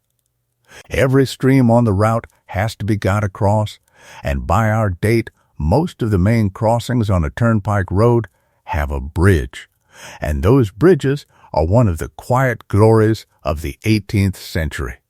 Stone arches, beautifully cut with cutwaters upstream, shaped like the bow of a boat to split the flood, and refuges above them where a walker can stand out of the way of a wagon. Some are medieval and have been widened twice. Some are brand new and elegant and slightly too narrow, which is the way of new things. But there are still fords, plenty of them. And at a ford there is a stone post at the edge marked off in feet, so that you can see how high the water is standing before you commit, and a footbridge to one side for people on foot. And after heavy rain there is very often a small crowd standing at the edge discussing whether it can be done, and a local man who says he took a cart through an hour ago, and a coachman who does not believe him. A coach can ford a surprising depth. Water up to the axles is nothing. Water over the axles is beginning to be a serious matter, because the coach body is a box and a box floats. And a floating coach with 4 horses attached to it is a very bad situation which occurred rather more often than anybody wanted. The commonest actual disaster, though, is far less dramatic. It is simply going over. A coach with too much luggage on the roof and too many people on top has its center of gravity high, and if the near wheels drop into a rut on a camber at speed, the whole thing lies down on its side in the road, quite slowly, almost gracefully, and everybody on the roof is thrown off into the hedge. Broken collarbones. broken legs. A great deal of shouting from the horses, which are still attached and now half on their sides in the traces, and the first thing anybody does before helping any human being is to get to the leaders' heads and hold them and cut the traces if need be. Because a panicking team dragging a coach on its side down a road will kill everyone. Then the passengers are pulled out of the ditch and counted, and the ones who can stand help right the coach, and somebody is sent to the nearest inn, and the whole road stops and helps. And it is all over in an hour or two, and the coach limps on with a splintered panel, and everybody talks about it for years. It happened often enough that insurance men and newspapers kept lists. It did not stop a single person from traveling. Which brings us, gently, to the weather, because everything on this road is decided by it, and nothing on this road can hide from it. In high summer, the enemy is dust. A well-made stone road in a dry August is a machine for producing an extremely fine pale grit that hangs in the air behind every vehicle and settles on everything. The outside passengers arrive at the end of a day's travel the color of the county they have crossed. It is in your eyes, in your teeth, in the folds of your coat, in the butter at the inn. Coaches carried a can of water for the horses' mouths. Travelers wore a broad-brimmed hat and a veil and a long linen coat over their clothes and took the whole lot off at the inn and shook it in the yard. In autumn, the enemy is mud. But by our date on a good turnpike, mud is a nuisance rather than a catastrophe. And the more serious business is fog. A real river fog or a hill fog on a coach road is a genuine problem, because now the coachman has no landmarks, the lamps show him nothing but the fog itself, and he is driving on memory and on the feel of the crown of the road under the wheels. In thick fog, the guard would sometimes get down and walk at the leaders' heads with a lamp. And a stage that ought to take 50 minutes takes 3 hours, and the way Bill gets a note on it. And in winter, the enemy is snow, and this is where the coaching age stops being picturesque.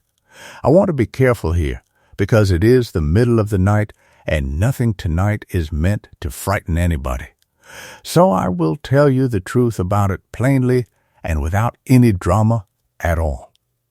And then we will get back into the warm. A heavy snowfall does not stop a coach. Snow does not have to be very deep before the wheels cannot turn in it, but a road with a hedge on each side does something worse than fill with snow. It drifts. The wind takes the snow off the open fields and drops it the moment it meets the shelter of the hedge. And so the one place in the whole landscape where the snow is deepest is the road, and a cutting or a hollow lane can fill to the tops of the hedges in a night while the field beside it is bare. So a coach comes to a drift and stops. And then a set of things happens in order that had all been thought out in advance. First, everybody digs. There are shovels on the mail for exactly this. Passengers, coachman, guard, anybody who comes along, and quite often men from the nearest farm who have come out to see. If the drift is short, they cut through it, and the coach goes on hours late. If it is not short, the coach is taken back to the last inn, and the horses are taken out. And then the guard takes the mail bags off, because the mail must go on. That is the entire point of him. And the letters do not stop for weather. He puts the bags on a horse and rides. If the horse cannot get through, he takes the bags on his own back and walks. And there are records of guards who did that for miles through snow at night, and got to the next post town at dawn with the bags, and there are also records, and I will say this once and then leave it, of guards who were found afterwards. In the spring, still with the bags. The passengers were in danger too, and the ones in danger were always the ones on the roof. A man sitting still in the open on a coach going at 8 miles in the hour into a northeast wind at night in January is losing heat far faster than he understands, and the first thing that goes is his judgment. So he does not complain. He simply gets quiet. And the great and terrible fact of the winter road is that on the very worst nights, outside passengers occasionally arrived at the end of a stage having died in their seats without anybody noticing, because everybody assumed they were asleep, which is a thing that a great many of them were doing on purpose. There, that is said, and it will not be mentioned again. What I would like you to keep instead is what they did about it, because the answer is that the whole road looked after itself. Every inn on a snowbound night filled up with people who had no business being there and were fed anyway. Farmhouses took in strangers, landlords put mattresses on the floor of the coffee room and the commercial room and the tap. The coachmen and guards, who were the professionals, went round the outside passengers at every stop and made them get down and walk about and drink something hot, whether they wanted to or not. There are accounts of guards physically hauling men off the roof and marching them up and down a yard. Straw was packed round people's legs. Blankets came out of the stable, the horse blankets, and if you have ever wondered how a passenger came to arrive at an inn wrapped in a horse rug, that is how. And the following morning the whole parish turned out with shovels, without being asked and without being paid, and dug the road out, because everybody understood what a blocked road meant. Now, since we are in the dark and on the subject of danger, let us deal with the highwayman, and then we will be done with all of that for tonight. The highwayman is the most over-decorated figure in English history. There genuinely was a period, roughly from the middle 1600s through to about the middle of the 1700s, when robbery on the roads around London and on the great routes out of it was common enough that prudent travelers made a will, sent their valuables ahead by another route, and carried a spare purse with a small amount in it to hand over so as to avoid being searched for the real one. And then it stopped, not slowly. Within about a generation, mounted highway robbery in England essentially ended. And by the time our coach is running, the whole thing is already a subject for cheap novels and stage plays rather than a practical concern. It stopped for reasons that are much less romantic than the thing itself. The roads got better and more traveled, and a busy road with traffic in sight in both directions is very hard to rob. The commons and heaths where a man on a horse could lie up and then vanish were enclosed and fenced and plowed. The mail got a guard with a blunderbuss, and the mail ran at night at speed and did not stop for anybody. Banking changed so that a merchant no longer had to move 100 pounds in gold in a saddlebag and could send a bill of exchange instead, which is worth nothing whatever to a man with a pistol. Patrols were organized on the main roads out of London, and the horse itself became the problem because a distinctive horse is the easiest thing in the world to trace, and the men who did this were nearly all caught in the end by somebody recognizing the animal. So the last of them faded out, and what replaced them on the coach roads was not violence but pilfering, which is much duller and much more common. Luggage cut off the roof at a stop, a parcel that never arrived, a trunk that had been opened and repacked slightly wrong. Right, that is all the fear there is on this road, and it is behind us now. It is the middle of the afternoon, and the winter light is already going long and yellow across the fields, and we have been traveling for 11 hours, and this is the hour on a coach journey when everybody has run out of conversation and settled into a sort of pleasant animal doze. Inside, all 4 passengers have their eyes shut. Outside, on the roof, the man behind the coachman has struck up the peculiar friendship that exists only on a box seat, and the coachman is talking to him in fragments over his shoulder without ever looking round. That box seat conversation is one of the small institutions of the age.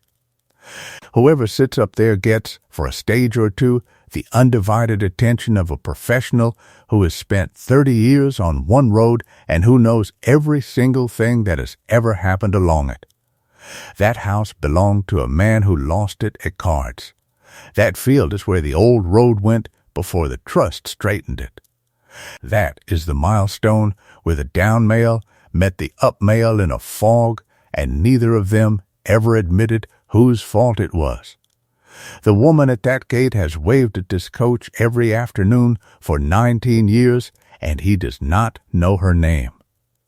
And it was widely understood that the gentleman on the box would, at the end of the stage, ask the coachman whether he would take something, and the coachman would say that he did not mind if he did, and a shilling would change hands, and this was in no way regarded as a tip in the modern grubby sense.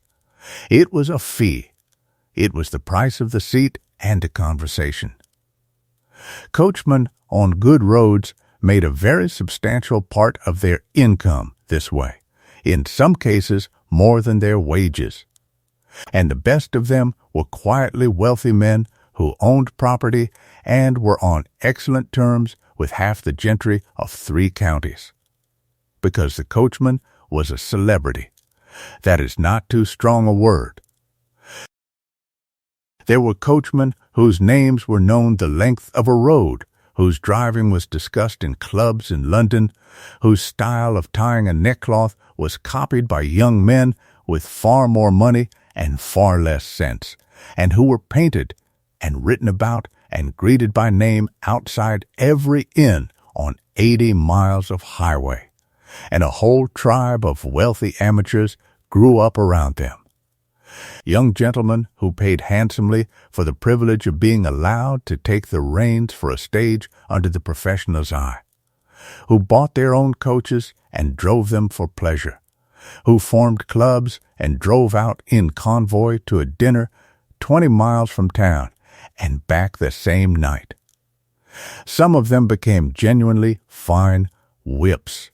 Others were a menace and were tolerated because they paid. And underneath all of it there was competition, real and ferocious, between rival coaches on the same road.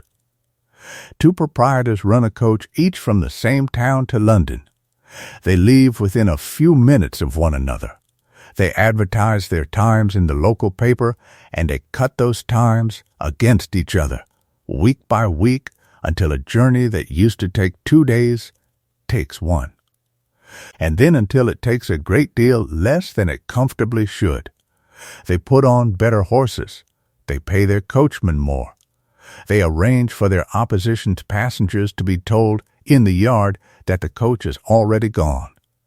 And on the road, if the 2 of them come in sight of each other, there is a race, and it is entirely illegal and universally enjoyed.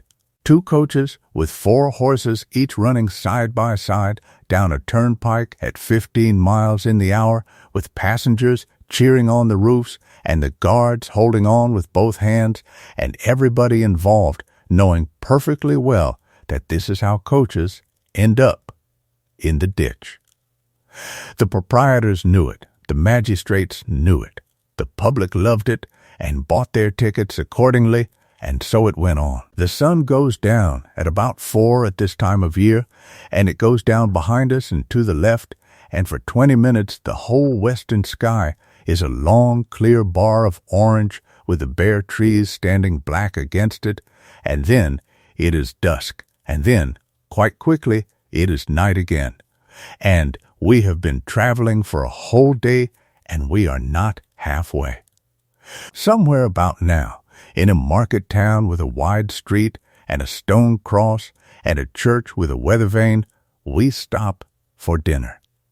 Dinner is the proper meal of the day, and it is taken absurdly early by our standards, and the coach allows half an hour for it, and sometimes a whole hour on the slower roads.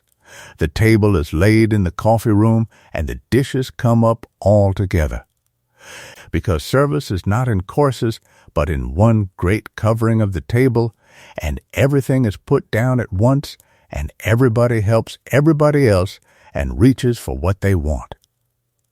A boiled leg of mutton with caper sauce, a roast fowl, a dish of potatoes, a pie of some description with a thick raised crust, turnips and greens and gravy in a boat, bread, ale, or a bottle of port between two, and afterwards a plum pudding and a piece of hard yellow cheese, and the whole thing costs about 2 shillings, and it is put onto your bill along with the bed if you are stopping, or paid at the table if you are not.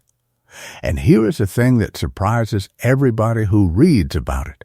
The people at that table have never met, they will never meet again, they may not even exchange names, and yet within about 5 minutes they will be talking with complete freedom about the government, the price of corn, the weather, their opinion of the road, and where they are going and why, and by the end of the dinner, one of them will have offered another a place to stay in a town 200 miles away. Travel does that. It has always done that. There is something about being briefly outside your own life, in a warm room with strangers, that unlocks people, and the coach roads of Georgian England were, among many other things, an enormous engine for mixing a country up and letting it hear itself talk.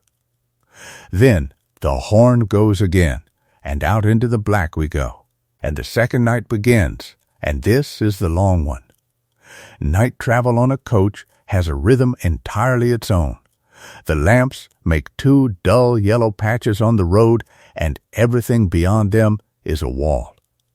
The horses are shapes. You can smell them more clearly than you can see them, and you can hear them better than either, and after an hour you can tell from the sound alone whether they are going well or whether the near leader is not pulling his share. Inside, in the dark box, the 4 passengers have arranged themselves like cats. Feet up on the opposite seat by silent agreement, a folded cloak wedged in the corner as a pillow, the straw on the floor pushed up over the shoes. Somebody's hat is on the floor, and nobody is going to pick it up. There is a rug shared across all 4 sets of knees. The window strap has been let down an inch and then pulled back up because of the cold, and the glass has fogged, and somebody has drawn a shape on it with a finger. Outside, on the roof, it is a matter of endurance and technique. You sit with your back to the wind. You get down into your collar. You put your hands inside your coat, under your arms. You wedge a knee against the luggage rail so that you do not have to hold on. And then, extraordinarily, you sleep. Everybody says the same thing about it. On a mild night, wrapped up there in the moving air with the stars over you and the rumble under you, you sleep as well as you have ever slept anywhere, in 20-minute pieces, waking at the changes, hearing the horn go somewhere in the middle of a dream. The guard does not sleep, and this is the hardest job on the road. He is facing backwards, alone, on a small seat, and he has been there since the afternoon, and he will be there until dawn, and it is his responsibility entirely and personally that a locked box under him arrives on time. On the very worst nights his job was principally to stay awake, and guards had a set of tricks for it, and I imagine every night shift worker who has ever lived would recognize all of them. We are going north now, and you can feel the country change under the wheels even in the dark. The hedges get lower and then stop and become stone walls. The fields get bigger and then stop being fields. The road stops winding between farms and starts running long and straight across open ground, rising steadily. And the wind, which was in the hedges, is now simply everywhere at once and has nothing at all in its way. These are the great stages. 10, 12, 14 miles of nothing over the moors, with one end standing on its own in the middle of it, built there for no other reason, with a wall round its yard and a lamp on a bracket over the door that can be seen for 3 miles. I love those houses more than any others. Everything in them is there because the road put it there. There is no village. There is no parish to speak of. There is an inn and a stable for 20 horses, and a cottage for the ostler's family, and a smithy, and a hen house, and a well, and a stand of wind-bent sycamores planted for shelter by somebody 100 years ago, and then in every direction there is brown moor and gray sky and the sound of the wind and one curlew. And in the depth of a January night, the arrival of a coach at a place like that is an event of extraordinary tenderness. The lamp over the door, the dog barking, the ostlers coming out pulling their coats on, the door opening onto a wall of firelight and noise, somebody putting a hot brick wrapped in flannel into your hands for your feet, 10 minutes of that, and then out into the dark again, and the light of that lamp behind you getting smaller for 1.5 miles. The horses on those stages were the best on the road, because they had to be. And the men who kept them were paid more than they would have been anywhere softer, and the innkeepers of the moorland stages were tough, capable, unsentimental people who had put in a bell on a pole outside the door because when the snow comes down and the coach is late, somebody has to go out and stand on the ridge and ring it, on the chance that men out there in the white can hear it and walk towards the sound. Towards morning the road drops off the high ground and there is a river valley with a town in it, and the town knows what time it is because the mail has just gone through. And so we go on, and the second day is much like the first, and I shall not take you through all of it, because it will do you far more good to let it blur. The names change. The stone changes color, from the honey and gray of the south to a harder, darker grit. The accents in the yards change so gradually that you only notice at the end of a day that you last understood an ostler completely some counties ago. The bread changes, the beer changes, and gets better or worse, depending on whom you ask. The churches go from spires to towers, the field walls go from hedges to stone to turf banks. The hills stop being scenery and start being weather. And on the third morning, in the gray before it is properly light, we come to the border. It is not much to look at, and that is one of my favorite things about it. There is no gate and no guard and no ceremony. There is a bridge over a small brown river, or a stone by the roadside, or simply a place where the road crosses a ditch. And on one side of it the law is one thing, and on the other side it is another, and it is that fact, and not the scenery, that made a certain village on that road famous. Because the marriage law was different, and for a very long time a couple could arrive off the road and be married there, at once, without banns, and without consent, and without residence, by more or less anybody willing to say the words, and the trade in it was so profitable that the local blacksmith and the toekeeper and the innkeeper all had a hand in it and competed with one another for the custom. There is a great deal of nonsense written about the anvil and the romance of it. The truth is that most of the couples were entirely ordinary, that the ceremony took a few minutes, that the registers survive, and that the local men involved were running a straightforward business at the side of a road, exactly like the toll gate and the smithy, and the road brought them their living the same way it brought everybody else's. North of the border, the road changes again, and this is where the second of our great engineers comes back into the story. Because the government of the day did something in the Highlands that it never did in England. It built roads with public money, on purpose, on a plan, hundreds of miles of them, with a great many bridges, and it did it partly for the fishing and the farming, and partly to stop a whole population from leaving. And the man who ran it was the shepherd's son from the border hills. And he did it in 20 years, and he did it superbly.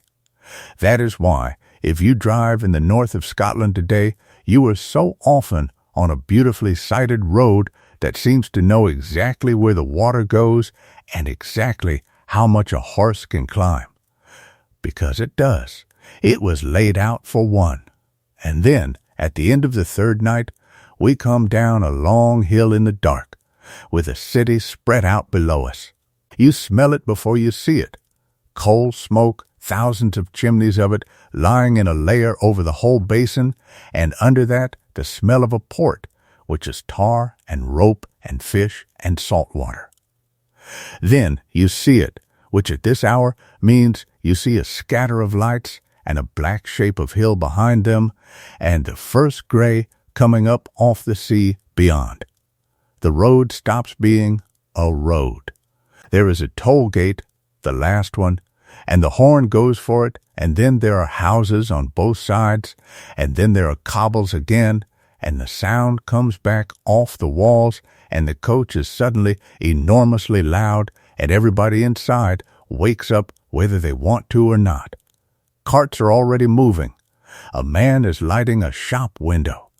A woman with two great baskets of fish on a strap across her forehead is walking up the middle of the street because the pavement is narrow, and she does not move for us, and the coachman does not ask her to. There is a watchman going home. There are children up. Somebody is scrubbing a doorstep in the dark. And the guard sits up and settles his hat and takes out his horn and blows the entry.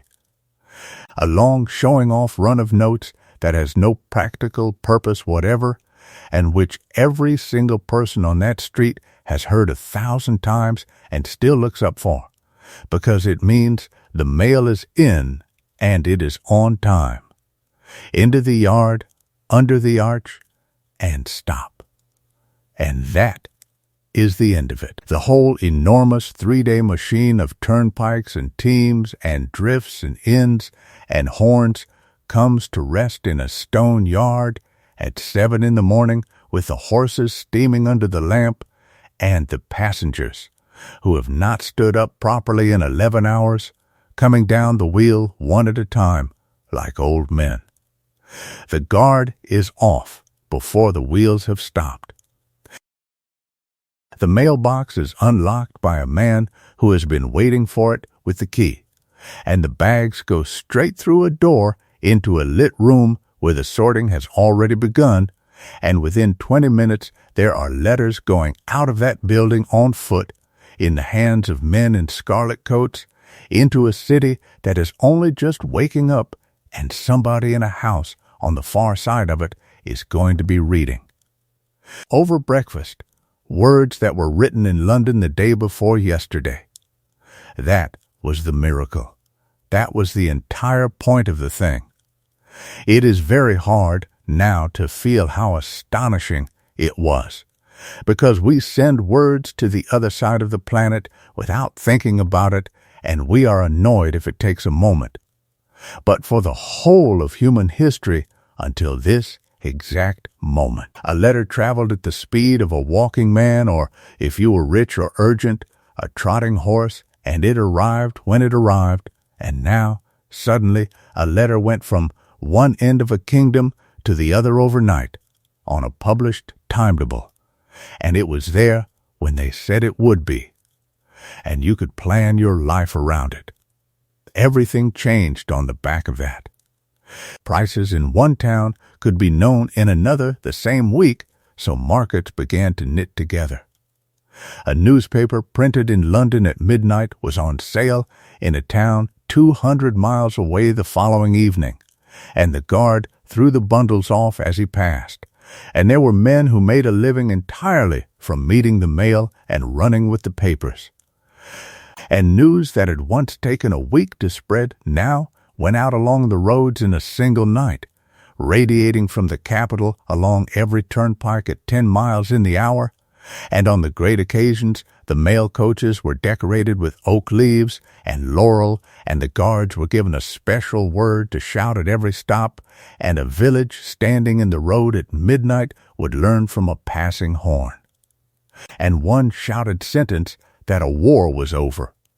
They called those the victory mails, and the coaches came out of London in a procession with the horses in new harness and the guards in new coats, and it must have been one of the most purely thrilling things anybody in a small English town ever saw, and I mention it only in passing because we are trying to sleep and I do not want anybody cheering. Everything else moved on the coaches too once the network existed. Not freight, which was far too heavy and went by wagon and canal, but everything small and urgent and valuable. Money in sealed parcels, legal documents, election results, medicines, small boxes of fish packed in ice and straw running up from the coast overnight to reach the fishmongers of the inland towns while still fit to sell, oysters in barrels in their thousands, game in season in hampers, one brace of pheasants from a country house to a relation in town, tied with a label, seeds, bulbs. Banknotes cut in half and sent by two separate coaches so that a thief would get nothing, which is one of the loveliest small precautions of the whole century. Live bees, puppies, wedding cake, a single hat in a box, on its own seat, paid for as a passenger, and people, all sorts of people, going to all sorts of things. And I have always thought that the most touching thing about the coaching age is not the speed or the horses or the horns, but simply the enormous number of ordinary reunions and departures it made possible. Somebody going to a funeral in a county they left 30 years ago and arriving in time. A boy going to school alone with a trunk and a shilling and his name on a label. Met at the other end by a master he has never seen. A soldier's wife traveling 400 miles to a port with 2 children because the regiment is sailing. A daughter going home because her mother is ill and the letter came yesterday and the coach goes tonight and she can be there by Thursday. Before the road, all of those were journeys of a week or two, undertaken rarely, if at all. After the road, they were possible. That is what a mended road actually gives people. Not romance, not speed for its own sake. It gives them each other in less time, more often. Now our coach has arrived, and by the middle of the morning it will have been washed down in the yard and greased and inspected and turned round, and this evening at 8 it will go out of that same arch and start the whole thing again in the opposite direction, with a different set of passengers, and the same 2 men who will get their rest at the far end and then bring it back. And that is the shape of it, not a line, a pendulum.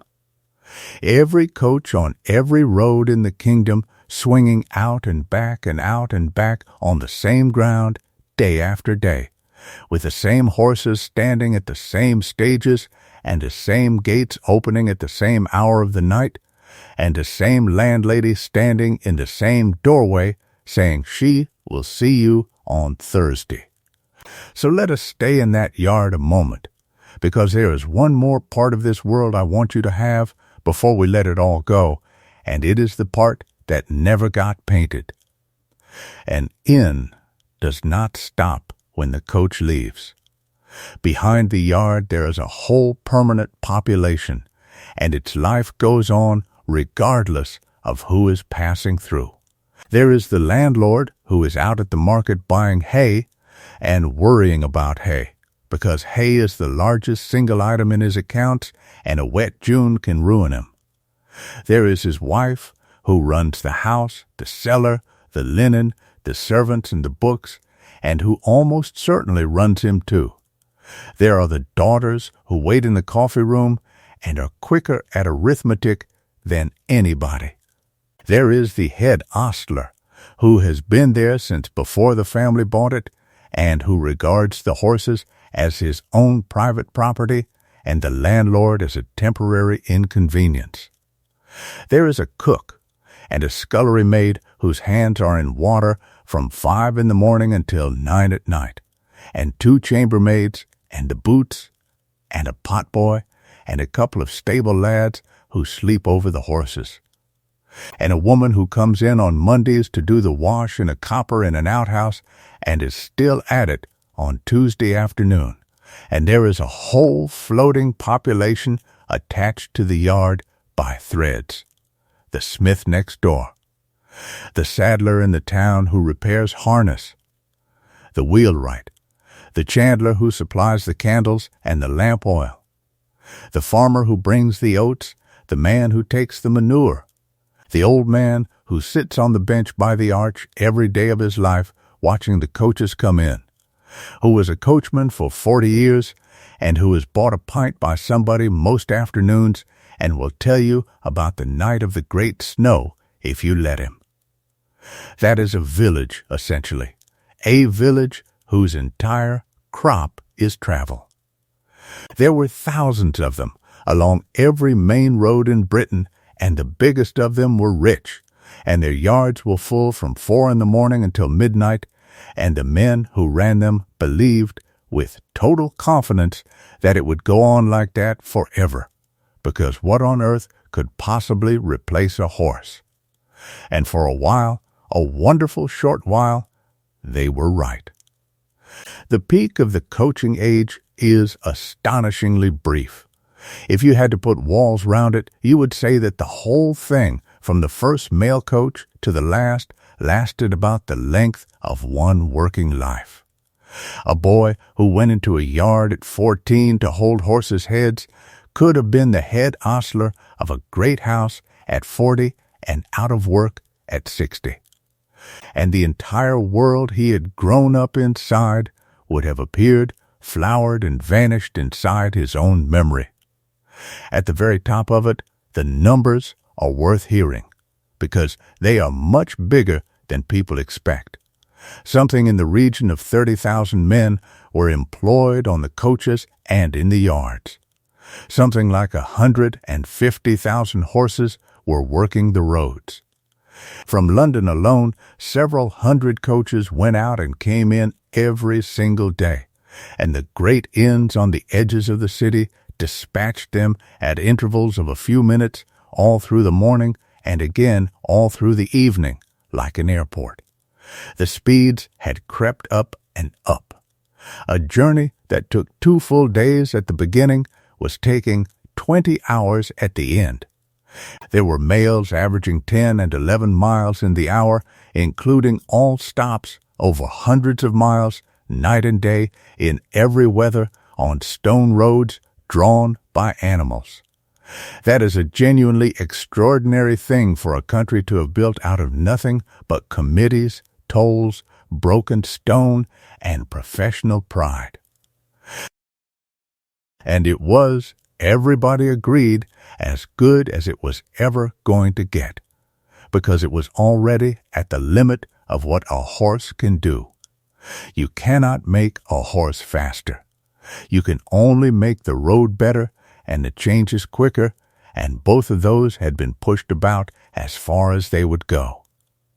Then, in the north, Some men who had been playing with steam engines for pulling coal out of pits laid a pair of iron rails between two towns and ran a locomotive along it, and within a few years there was a railway between two great cities carrying passengers, and everybody who could get there went to look at it. And what happened next happened faster than anything else in this entire story. A railway opens between two towns. Within weeks, the coaches on that road stop, because nobody who can go by train for less money in a third of the time is going to sit on a roof in the rain. The coach proprietors fight for a little while. They cut fares. They put on extra horses. They advertise the superior comfort and safety of the road, and the sheer unnaturalness of traveling at unheard-of speeds inside a moving iron box, and none of it makes the slightest difference, because the public has voted with its feet and its purse, and it is never coming back. Then the mail contract goes, because the post office, which had once been dragged into the coaching age against its will, adopted the railway with quite indecent enthusiasm and moved the letters onto rails the moment there were rails to move them onto. Then the road itself begins to empty, and this is the part that always gets me. Because the road did not just lose the coaches, it lost everything.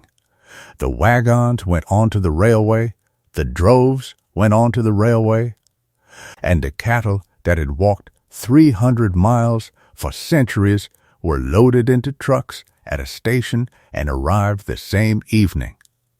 The parcels went. The newspapers went. The people who used to walk went, once the fares came down far enough, and the fares came down remarkably far and remarkably fast. Within about 20 years, on a road that had carried a vehicle every few minutes from dawn to midnight, you could stand at a gate in the middle of the afternoon and see nothing at all. The turnpike trusts collapsed, and they collapsed in the most miserable way possible, which is slowly and in debt. Their whole income was the toll, and the toll depended on traffic, and the traffic had gone. But the mortgages on which the roads had been built were still owed to the local widows and clergymen and small tradesmen who had lent the money in good faith 50 years before. Trust after trust wound up unable to pay. Gates were sold at auction for the timber. The toll houses were sold off as cottages, which is why so many of them survive. Sitting oddly close to the road, with a little bay window looking up it at nothing. Eventually, Parliament abolished the whole apparatus and handed the roads to the counties, and the last turnpike gate in England was taken down in the 1880s on a road in Wales, and I do not suppose anybody made much of a fuss. The inns went quiet, not all at once, and not all of them. An inn in a town that got a station survived and frequently thrived and became a hotel and sent an omnibus down to meet the trains. But the inns that existed only because of the road, the great houses at the 10-mile stages, and the lonely ones out on the moors simply stopped.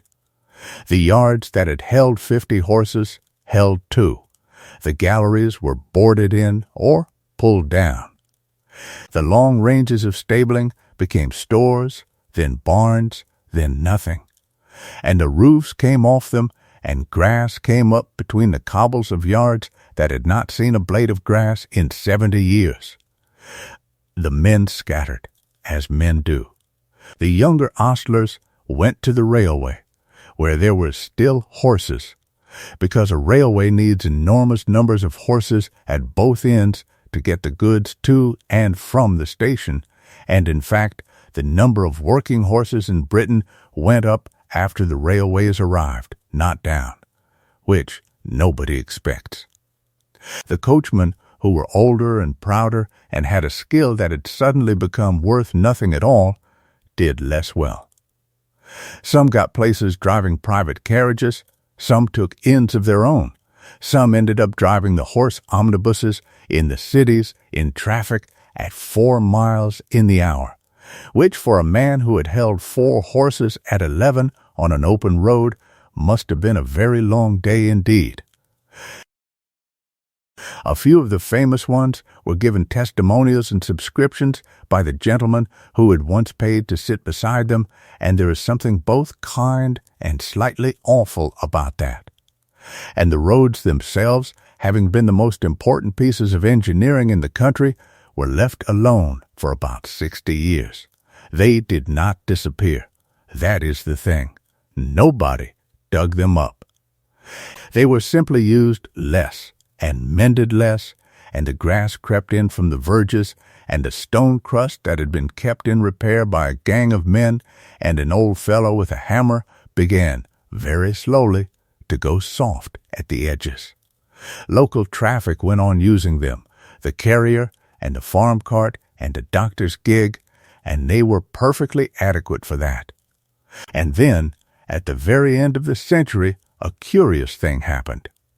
People began riding bicycles in enormous numbers, and bicyclists care about road surfaces more passionately than anybody who has ever lived, and they formed clubs and wrote furious letters and started agitating for the roads to be mended again. And then, very shortly afterwards, the motor car arrived and did the same thing much louder. So the coach roads were dusted off and tarred, because loose stone that had been fine under an iron tire turned out to be a disaster under a pneumatic one, and widened at the corners, and then widened again, and the great majority of the main roads of Britain today are lying, quite literally, on top of a turnpike, on top of a track, on top of something older than that, which is why, if you go and look, the whole of tonight is still out there. The milestones are still in the hedges.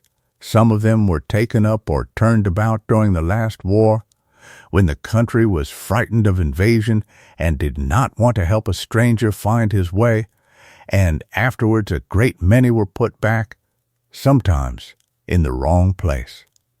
And there are still lanes in England with a milestone giving a distance that no longer makes sense to anywhere.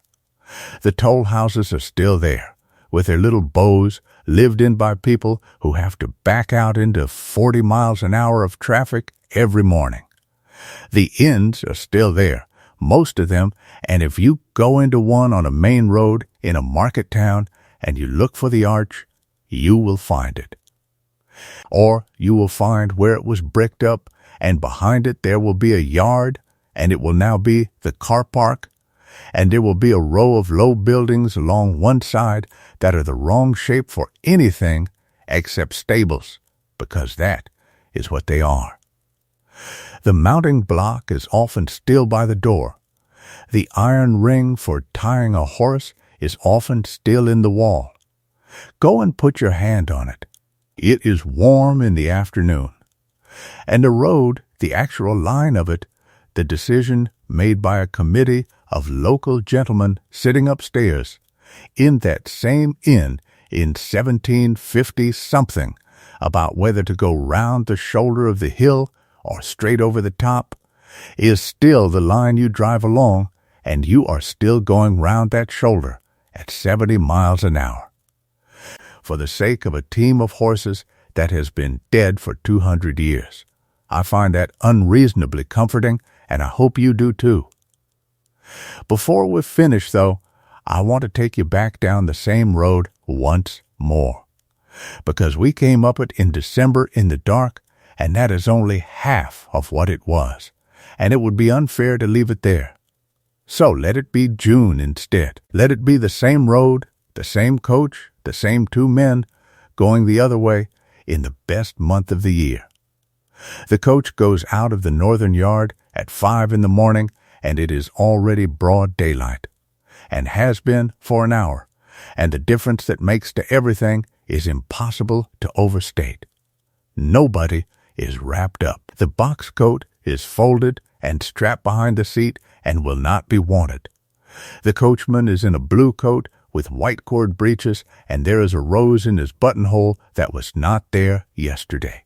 Every seat on the roof is taken, and taken by people who wanted it, and there is a waiting list.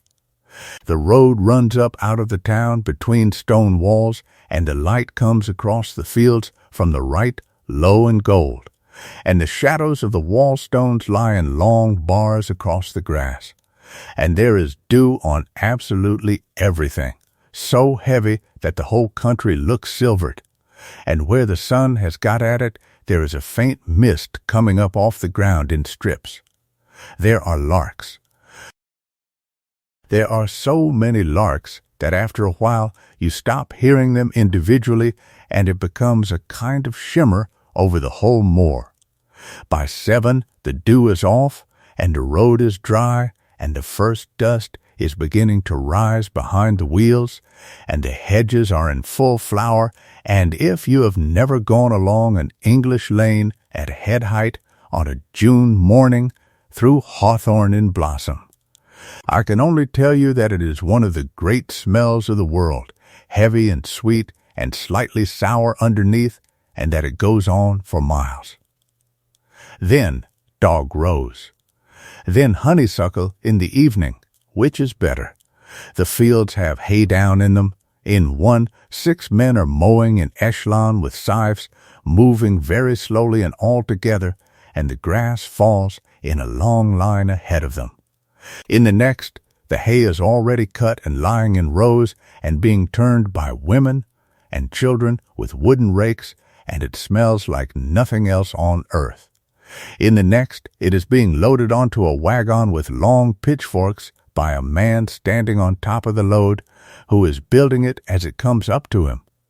And there are 3 children asleep in the shade of the cart under a hedge with a jug beside them. Everybody in every field looks up when the coach goes past. Everybody, and the coachman raises his whip an inch, which is all that is required. We change horses in a yard where the sun has got right down into the cobbles, and the stone is warm, and the ostler is in his shirt sleeves, and the water in the trough is winking. And one of the horses that has just come off puts its whole muzzle in up to the eyes and blows. There are swallows nesting in the stable, and they are going in and out over the heads of everybody in the yard at enormous speed, and nobody looks up at them at all. Breakfast at 8 is a cold ham and a bowl of strawberries and cream, and they are eaten in a garden behind the inn under an apple tree. At a table with a cloth on it, with bees in the lavender and a cat lying full length on the path in the way of everybody, and this stop is also 20 minutes, and nobody minds today. Then, out again. And the middle of the day is hot and slow. The horses go at a steadier pace because the coachman is not going to cook them. The dust hangs in the air behind the coach and drifts sideways into the wheat. The inside passengers have both windows down and the leather blinds pulled halfway against the sun. Everybody on the roof has a hat, and the man at the back has tied a handkerchief round his neck and gone the color of a brick. You go through towns on market day, and the coach has to walk through the crowd with the guard calling out and people stepping round the leaders and hands going up to the coachman from 3 directions at once. There are pens of sheep against the church wall. There is a stall of butter under a wet cloth. There is a man selling ballads who is singing one of them badly. There is a smell of crushed cabbage leaves and beer and hot people. Then out the other side and into the green again. In the afternoon there is a thunderstorm, because there always is, and you watch it coming for half an hour, a great blue-black anvil piling up over the hills ahead with the sun still on the corn in front of it, and then the wind arrives first, cold and sudden, and turns all the leaves inside out and pale, and then the first fat drops hit the dust, and each one makes a small crater, and you can smell it. That particular smell of rain on hot, dry stone, and then it comes properly, and everybody on the roof gets soaked to the skin in 90 seconds and laughs about it. Because it is warm rain, and they know it will stop. And it stops, and the road steams, and there is a rainbow over a village, and the coachman does not remark upon it, because he has seen a great many rainbows over that particular village. Evening on a June road is the best of everything. The light goes long and level and yellow, and the whole country turns the color of a peach. The shadows of the trees fall right across the road, and you go through them, warm, cold, and the horses' shadows stretch out sideways for 30 yards. The rooks go home in a great untidy stream, all going the same way. A barn owl comes along the hedge on the left, at the height of the coach roof, keeping pace for 100 yards, absolutely silent, and then peeling away over the field. And the man on the box seat says nothing about it, because he does not want to break it. We stop for the night, because in summer the fast coaches ran through, but the slower ones did not, and this is a slower one, and we are stopping. And the inn on a summer evening is a completely different building from the inn in December. The doors are all standing open. There are chairs out on the front under the sign. The tap room has emptied itself into the yard. Somebody has a fiddle. There are 2 children and a dog conducting an extremely serious game of their own devising between the mounting block and the pump. The landlady is standing in the doorway with her arms folded, doing nothing, which she does about 4 times a year. You eat in the garden. You walk out afterwards to the end of the village and back in the last of the light. And the swifts are screaming round the church tower in a gang very high, and the grass on the verge is up to your knees and full of moths. And upstairs, in the room called the Rose, the window is open, and there is no warming pan tonight, and no fire, and the sheets are cool, and the curtains are not drawn round the bed, but hooked back. And you lie in the almost dark, listening to the last of the yard, a bucket, a bolt, a horse shifting, somebody laughing on the other side of the wall, and the church clock striking, and then that is all. That is the same road we came up in the frost, 3 days and a season away, and both of them are true at once, and both of them were happening every day for 80 years to somebody. Somewhere on that line of stone all the way from London to the north. And the shape of it is a circle, the way these things always are. The coach goes up and comes down. The team goes out 10 miles and comes back 10 miles. The gate opens and shuts and opens again. Winter, hay, harvest, frost, and then the whole thing round once more, and the men doing it are slightly different men each time.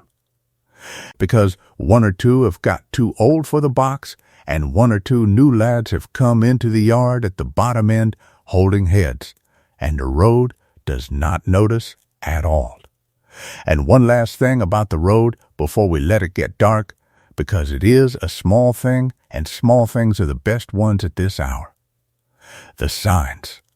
Every inn on every road in the country hangs a painted board out over the street. And the reason is much older than advertising.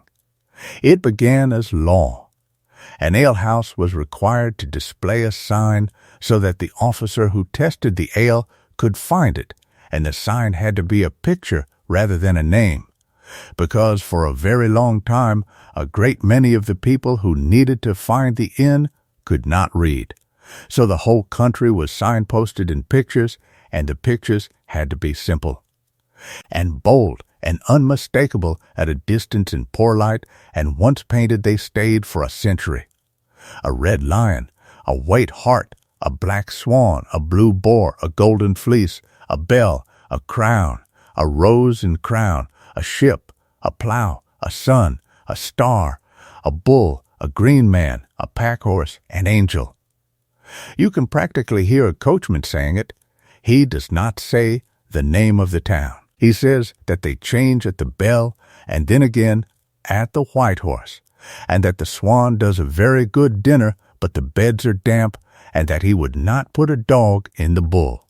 Some of the great coaching houses hung their sign from a gallows, which is a beam right across the road supported by a post on each side, so that the board swung over the middle of the highway and could be read from a quarter of a mile in both directions.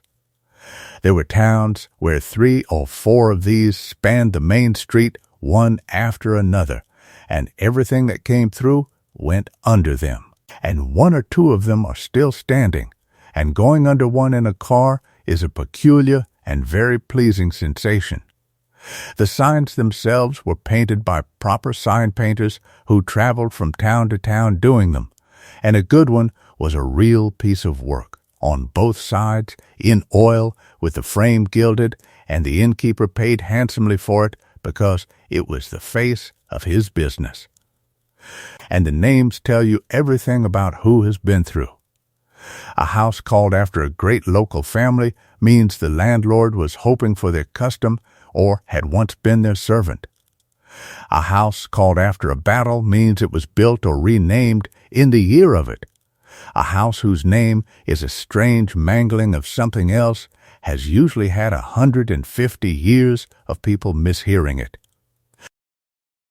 And a house called the Coach and Horses, or the Horse and Groom, or the Wagon and Horses, or simply the New Inn, is telling you plainly that it exists because of the road, and it would not be there otherwise, and it was very likely built new in the great turnpike years by somebody who could see exactly which way the money was going to come.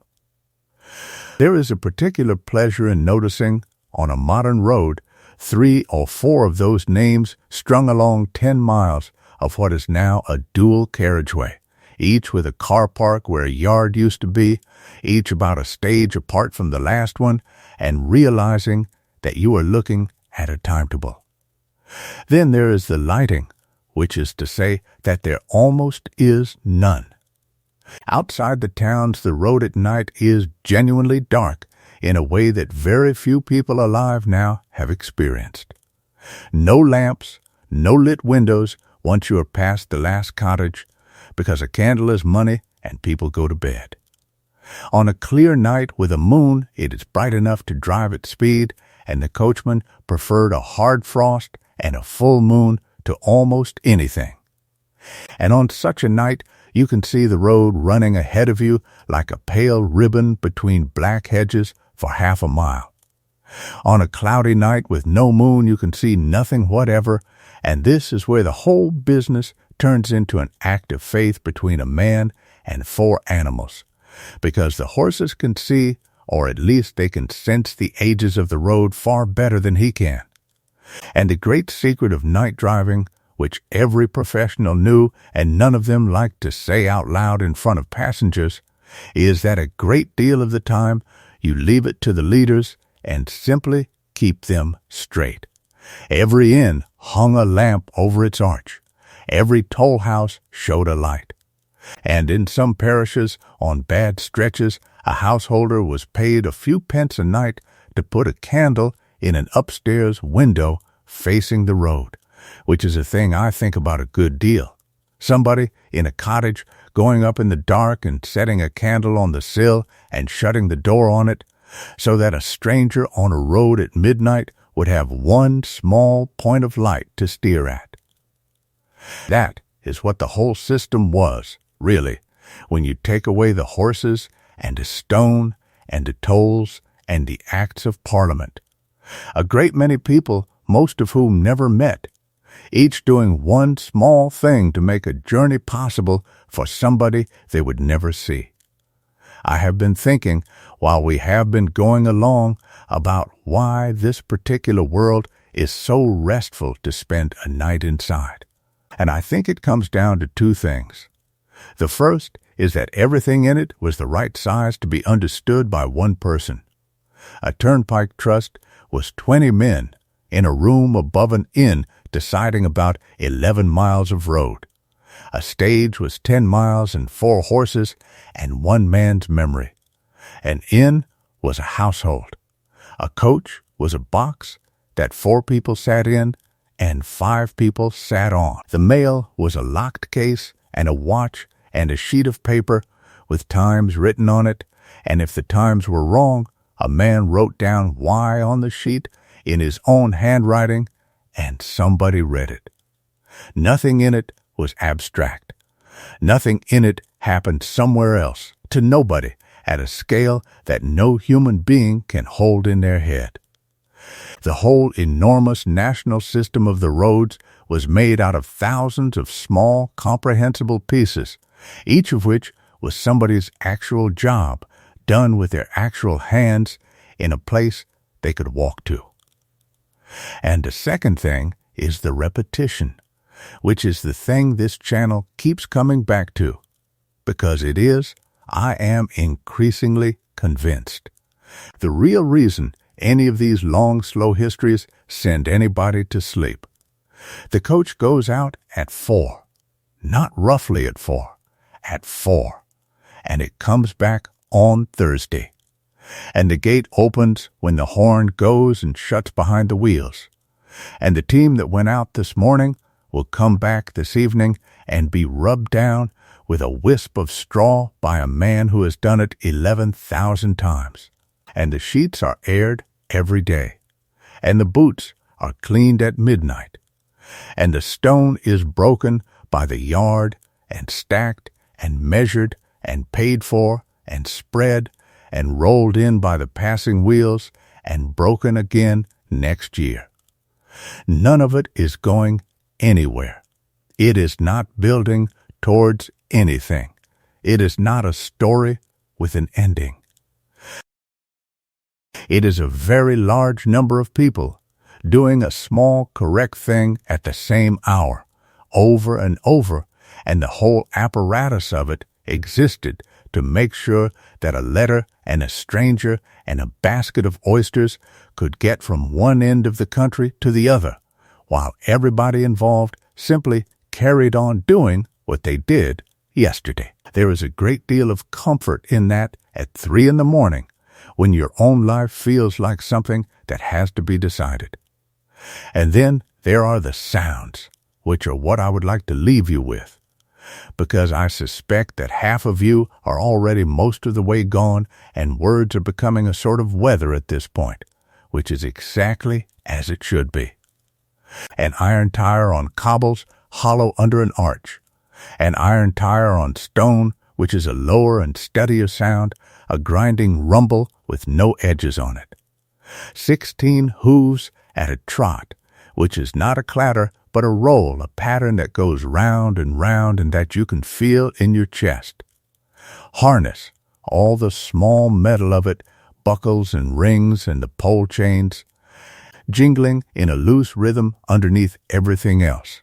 A horn, a long way off, one long note at 2 a.m, from somebody you will never meet, going somewhere you will never go. A gate swinging on a good hinge, a pump handle, water on stone, a bucket set down, the hiss of a hot iron tire being quenched, and the smell that goes with it. A horse in a stable at night, shifting its weight, one hoof at a time. Straw being twisted in a man's hands and rubbed in long strokes down a wet shoulder. A fire in a bar parlor, and a particular noise a settle makes when somebody heavy sits down on it. 50 people asleep, in one building, in 10 rooms with names instead of numbers, and one man downstairs by the fire in the passage with 40 pairs of boots.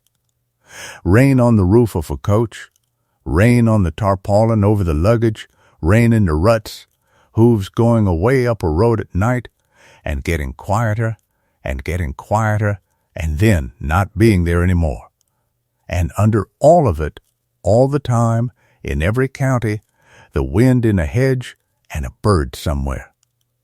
And the sound of a stream going under a road through a stone culvert that some mason built 200 years ago, and nobody has looked at since. It is all still out there. That is the last thing I want to give you. This is not a lost world in the way the monastery was a lost world. The road is still the road. Go out tomorrow, or the next day, or in the spring when you feel like it, and find a milestone in a hedge and put your hand on the top of it. Find a bow-fronted cottage sitting too close to the traffic. Go into the yard behind an old inn and look for the arch and the ring in the wall. It is all there, waiting, and it does not need anything from you, and it will be there whether you go or not, which is precisely why it is restful. If this helped tonight, you might like the video and you might subscribe, and it does genuinely help this find other people who are lying awake at this hour. But only if you truly enjoyed it, and only once you have slept, because that can wait and sleep cannot. And if you have not already, leave your location and your local time in the comments below. Somebody in another country, in another season, is reading those comments right now at 3 in the morning and finding it a comfort to know they are not the only ones still awake. Neither are you. Thank you for coming up the road with me. Now let all of it go. Let the gate go, and the lamp in the toll house window, and the warm brick wrapped in flannel, and the strawberries under the apple tree. Let the coachman put his whip in the socket and go in out of the rain. Let the ostler hang the last collar on its peg and shut the harness room door. Let the boots be finished and set down outside the right doors along the gallery, and the candle go out in the passage, and the horses stand asleep in the dark with their heads low. Let the road go on over the shoulder of the hill without you, and down through the trees, and away north across the moor under the stars, the way it has gone for 200 years, and will go on going long after all of us have finished worrying about anything at all. It is out of your hands. It always was. Close your eyes. Good night and sweet dreams.